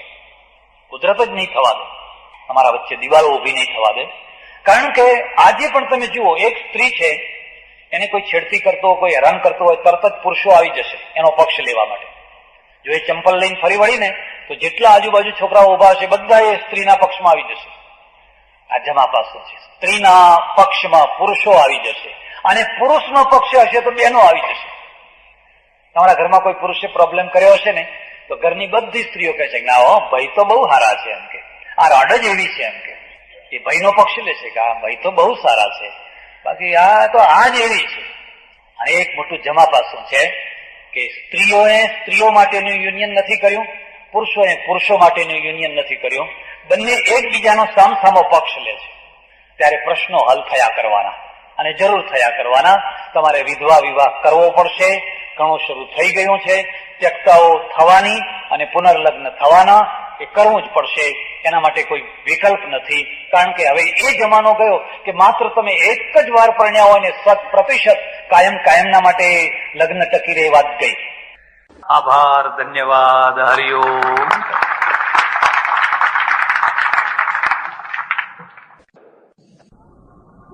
રાજસ્થાનમાં એક જૈન મંદિર છે, કોઈ વાર જોવા જજો. એનો ઇતિહાસ, એક શેઠ બેઠેલા સવારના પરમાં બેઠા બેઠા દાતણ કરે અને એક વણઝારાની પોટ નીકળી, 100-200 કોઠો. પહેલા તો વાહન વ્યવહાર એનાથી થતો. એ 200 કોઠોની અંદર માત્ર કેસર ભરેલું, અનાજ નહીં, મીઠું નહીં, પણ માત્ર કેસર ભરેલું.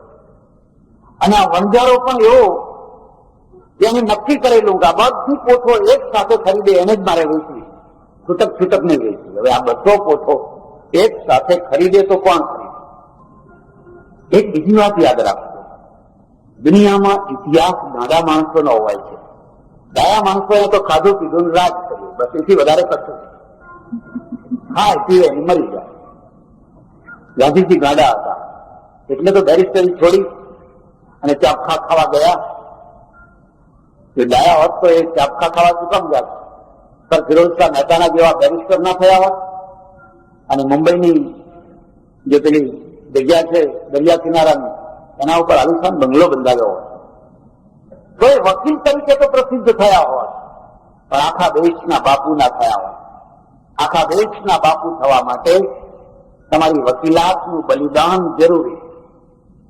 અને એ બલિદાન આપનાર છે એનું નામ ગુણ છે. એ મસ્તિષ્કમાંથી નથી આવતો, એ ગુણમાંથી આવે, એ હૃદયમાંથી આવે. એમની આકલથી એ સમયમાં જે લોકોએ વિદ્યાપીઠો છોડી, યુનિવર્સિટીઓ છોડી, કોલેજો છોડી અને જાતના કપડા પહેરીને એમની સાથે થઈ ગયા, એ હૃદયમાંથી આવેલો ગુણ હતો. જે ડાયા હતા, જે સમજુ હતા, જે શાણા હતા, જેમને પોતાનું ભવિષ્ય બગાડવું નતું, એ કોલેજમાં બેસી રહ્યા, ભણ્યા, પાસ થયા, નેતા થયા, પ્રોફેસર થયા, મરી ગયા, વાત પૂરી થઈ ગઈ. અને આ જે નીકળ્યા એ કદાચ ભણી તો ન શક્યા અથવા ઓછું ભણી શક્યા, પણ એમના સ્ટેચ્યુ હશે. રાજકોટમાં ઝેબરના સ્ટેચ્યુ હશે, મોરબીમાં કોઈનું સ્ટેચ્યુ હશે, અમદાવાદમાં હશે, કોઈ મહાદેવ દેસાઈ હશે, કોઈ કઈ હશે, કોઈ કઈ હશે. આ હૃદયમાંથી આવનારો ગુણ છે. એટલે વ્યક્તિત્વ છે. તો પેલા શેઠ બેઠેલા અને પોટવાળો નીકળ્યો. એને પૂછ્યું કે ચાની પોટ છે? તો કે કેસરની છે, કાશ્મીરથી ભરીને આવું છું અને વેચવા નીકળ્યો છે. થોડુંક લઈએ આપણે કે ના, થોડું બળું ના આપું, લેવી હોય તો બધી પોઠો લઈ લો તો આપું. હું શેર અક્ષર નથી વેચતો. આ શેઠ બેઠો બેઠો દાતણ કરે છે અને એના મુનિમને કહે છે જાઓ બધી પોઠો લઈ લો. અને જે જિનાલય બંધાય છે એનો જે ચૂનો પીલાય છે, રોજ એમાં કેસર કિલો ભેગું, એકલો ચૂનો નહીં, કેસરીયો ચૂનો. આ બહેનો તમે જોજો ઘણી વાર ભજન ગાતી હોય છે, હે ભગવાન તમે જો અમારા આંગણે આવો તો કંકુ કેસરની ઓકરી કરાવો. કઈ બોલવાનું હો, ભગવાને સમજી ગયા છે. આ લોકો થાળ બોલે એટલે કઈ વસ્તુઓ યાદ કરે, કઈ વસ્તુઓ યાદ કરે. ફલાણું બનાવ્યું છે, ફલાણું બનાવ્યું છે, સંસાર કર્યો છે, ઉપર ચોક ઘી નાખ્યું છે. અને ભગવાન જાણતા હોય સાકરિયા પડ્યા છે, ખાલી સાકરિયા પડ્યા છે ને આટલું બધું મને બુથા ભરાવો છો, પણ એ તો બોલવું પડે. અને એક માણસ એવો થયો અને બધી પોઠો ઉતરાવી લીધી. જેમ જેમ ચૂનો પીલાતો ગયો એની અંદર એ કેસર અંદર ભેળવતો ગયો. લોકોએ કહ્યું ગાંડો છે, અરે આટલા પૈસામાં તો બીજું જિનાલય ઉભું થઈ શકે, બીજું જિનાલય ઉભું થઈ શકે, પણ ઇતિહાસ ઉભો ના થઈ શકે. ઇતિહાસ તો હૃદયના આવેગમાંથી ઉભો થતો હોય છે, અને હૃદયના ઘણા ગુણો છે, એટલે એને અનંત શબ્દથી કહ્યું છે. અનંત ગુણો છે. કોઈની પાસે કરુણાનો ગુણ છે, કોઈની પાસે ઉદારતાનો ગુણ છે, કોઈની પાસે શૌર્યનો ગુણ છે, કોઈની પાસે પ્રેમનો ગુણ છે. એવા બધા ઘણા ગુણો છે. એ એની પર્સનાલિટી છે. એમાંથી એક વ્યક્તિત્વ, ઝવેરચંદ મેઘાણીએ કાઠિયાવાડના વ્યક્તિત્વને પ્રગટ કર્યું. સૌરાષ્ટ્રની રસધાર. એ રસધારમાં શું છે? એક નાની સરખી વાતને ચટકાની માફક લાગી જાય છે ને એક છોકરો બારવટીયો થઈ જાય. વન ન થઈને આખી જિંદગી ભટકે છે, પણ સમજૂતી નથી કરતો. આખી જિંદગી સુધી એ નથી રોટલાનો રહેતો, નથી ઊંઘનો રહેતો, નથી સ્વજનોનો રહેતો. આટલું મોટું આ કયા કારણે? માત્ર એક વચન ખાતર, એક વટ ખાતર. એટલે હું ઘણી વાર લોકોને કહું છું કે સૌરાષ્ટ્રમાં બહાર વટિયા થયા. વટ એટલે બહાર વટ, બહાર રહીને વટ રાખવો એનું નામ બહાર વટિયા. વટ રાખવા. અને એ વટ કેવી રીતે રાખતા? જાન આવતી હોય, વરરાજાને ના લૂંટે, જાનડીઓને લૂંટે. તરત જ જાનડીઓ પોતાના દાગીના વરરાજાને પહેરાવી છે. અને પેલો બારવટીયો છે ને એ કહે કે એક તરફ ઉભા થઈ જાઓ, વરરાજાને કે તું એક તરફ ઉભો થઈ જાય, તું રાજા છે, તારી મર્યાદા રાખી. ફકીરને ના લૂંટે, સાધુને ના લૂંટે, બ્રાહ્મણને ના લૂંટે, કોઈ ધર્મસ્થાન ઉપર હાથ ના ઉપાડે. હું તો ઘણી વાર લોકોને કહું છું કે આપણા દેશના નેતાઓ ને અધિકારીઓ જો આ ભારવટિયા જેટલા મૂલ્યો રાખે તોય દેશનું ભલું. બીજું કઈ નહીં, પણ આ કાઠિયાવાડના ભારવટિયા જેટલું મૂલ્ય રાખે ને તોય દેશનું ભલું થઈ જાય. પણ એ તો એટલું જ છોડી ચૂક્યા, અમે તો કોઈને નહીં છોડીએ.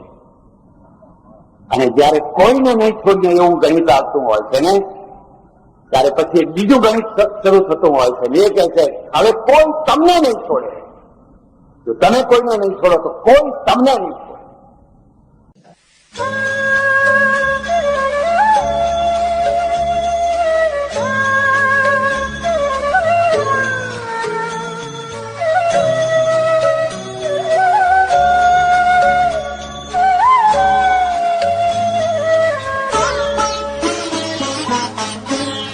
દયાના સાગર થઈને, કૃપા રે નિધાન થઈને, છો ને ભગવાન કેવરાવો. પણ રામ તમે સીતાજીની તોલે ના આવો.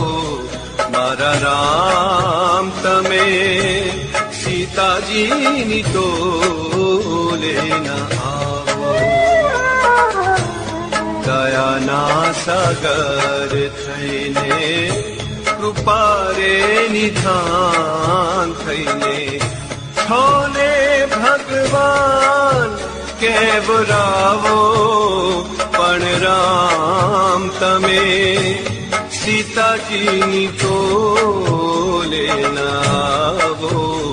મારા રામ તમે સીતાજીની તોલે ના આવો. સોળે શણગાર સજી મંદિર ને દ્વાર તમે. સોળે શણગાર સજી મંદિર ને દ્વાર તમે. ફૂલને ચંદનથી છો પૂજાવો. પણ રામ તમે સીતાજીની તોલે ના આવો. મારા રામ તમે સીતાજીની તોલે ના આવો.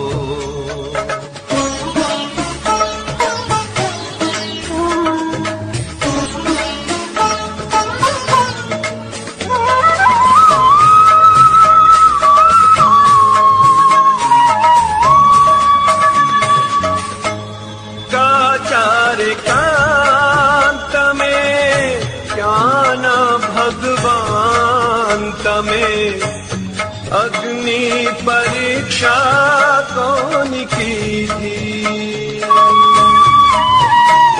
आवो दयाना सागर થઈને કૃપા રે નિધાન થઈને ઓને ભગવાન કેવરાવો પણ રામ તમે સીતાજીની તોલે ન આવો મારા રામ તમે સીતાજીની તોલે ન આવો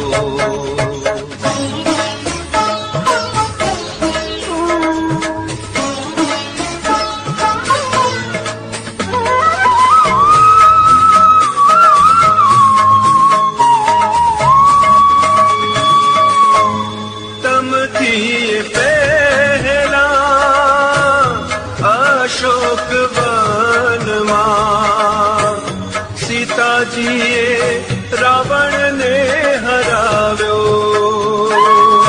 ના સાગર થઈને કૃપા રે નિધાન થઈને છોને ભગવાન કેવરાવો પણ રામ તમે સીતાજીની તોલે નાવો મારા રામ તમે સીતાજીની તોલે ન આવો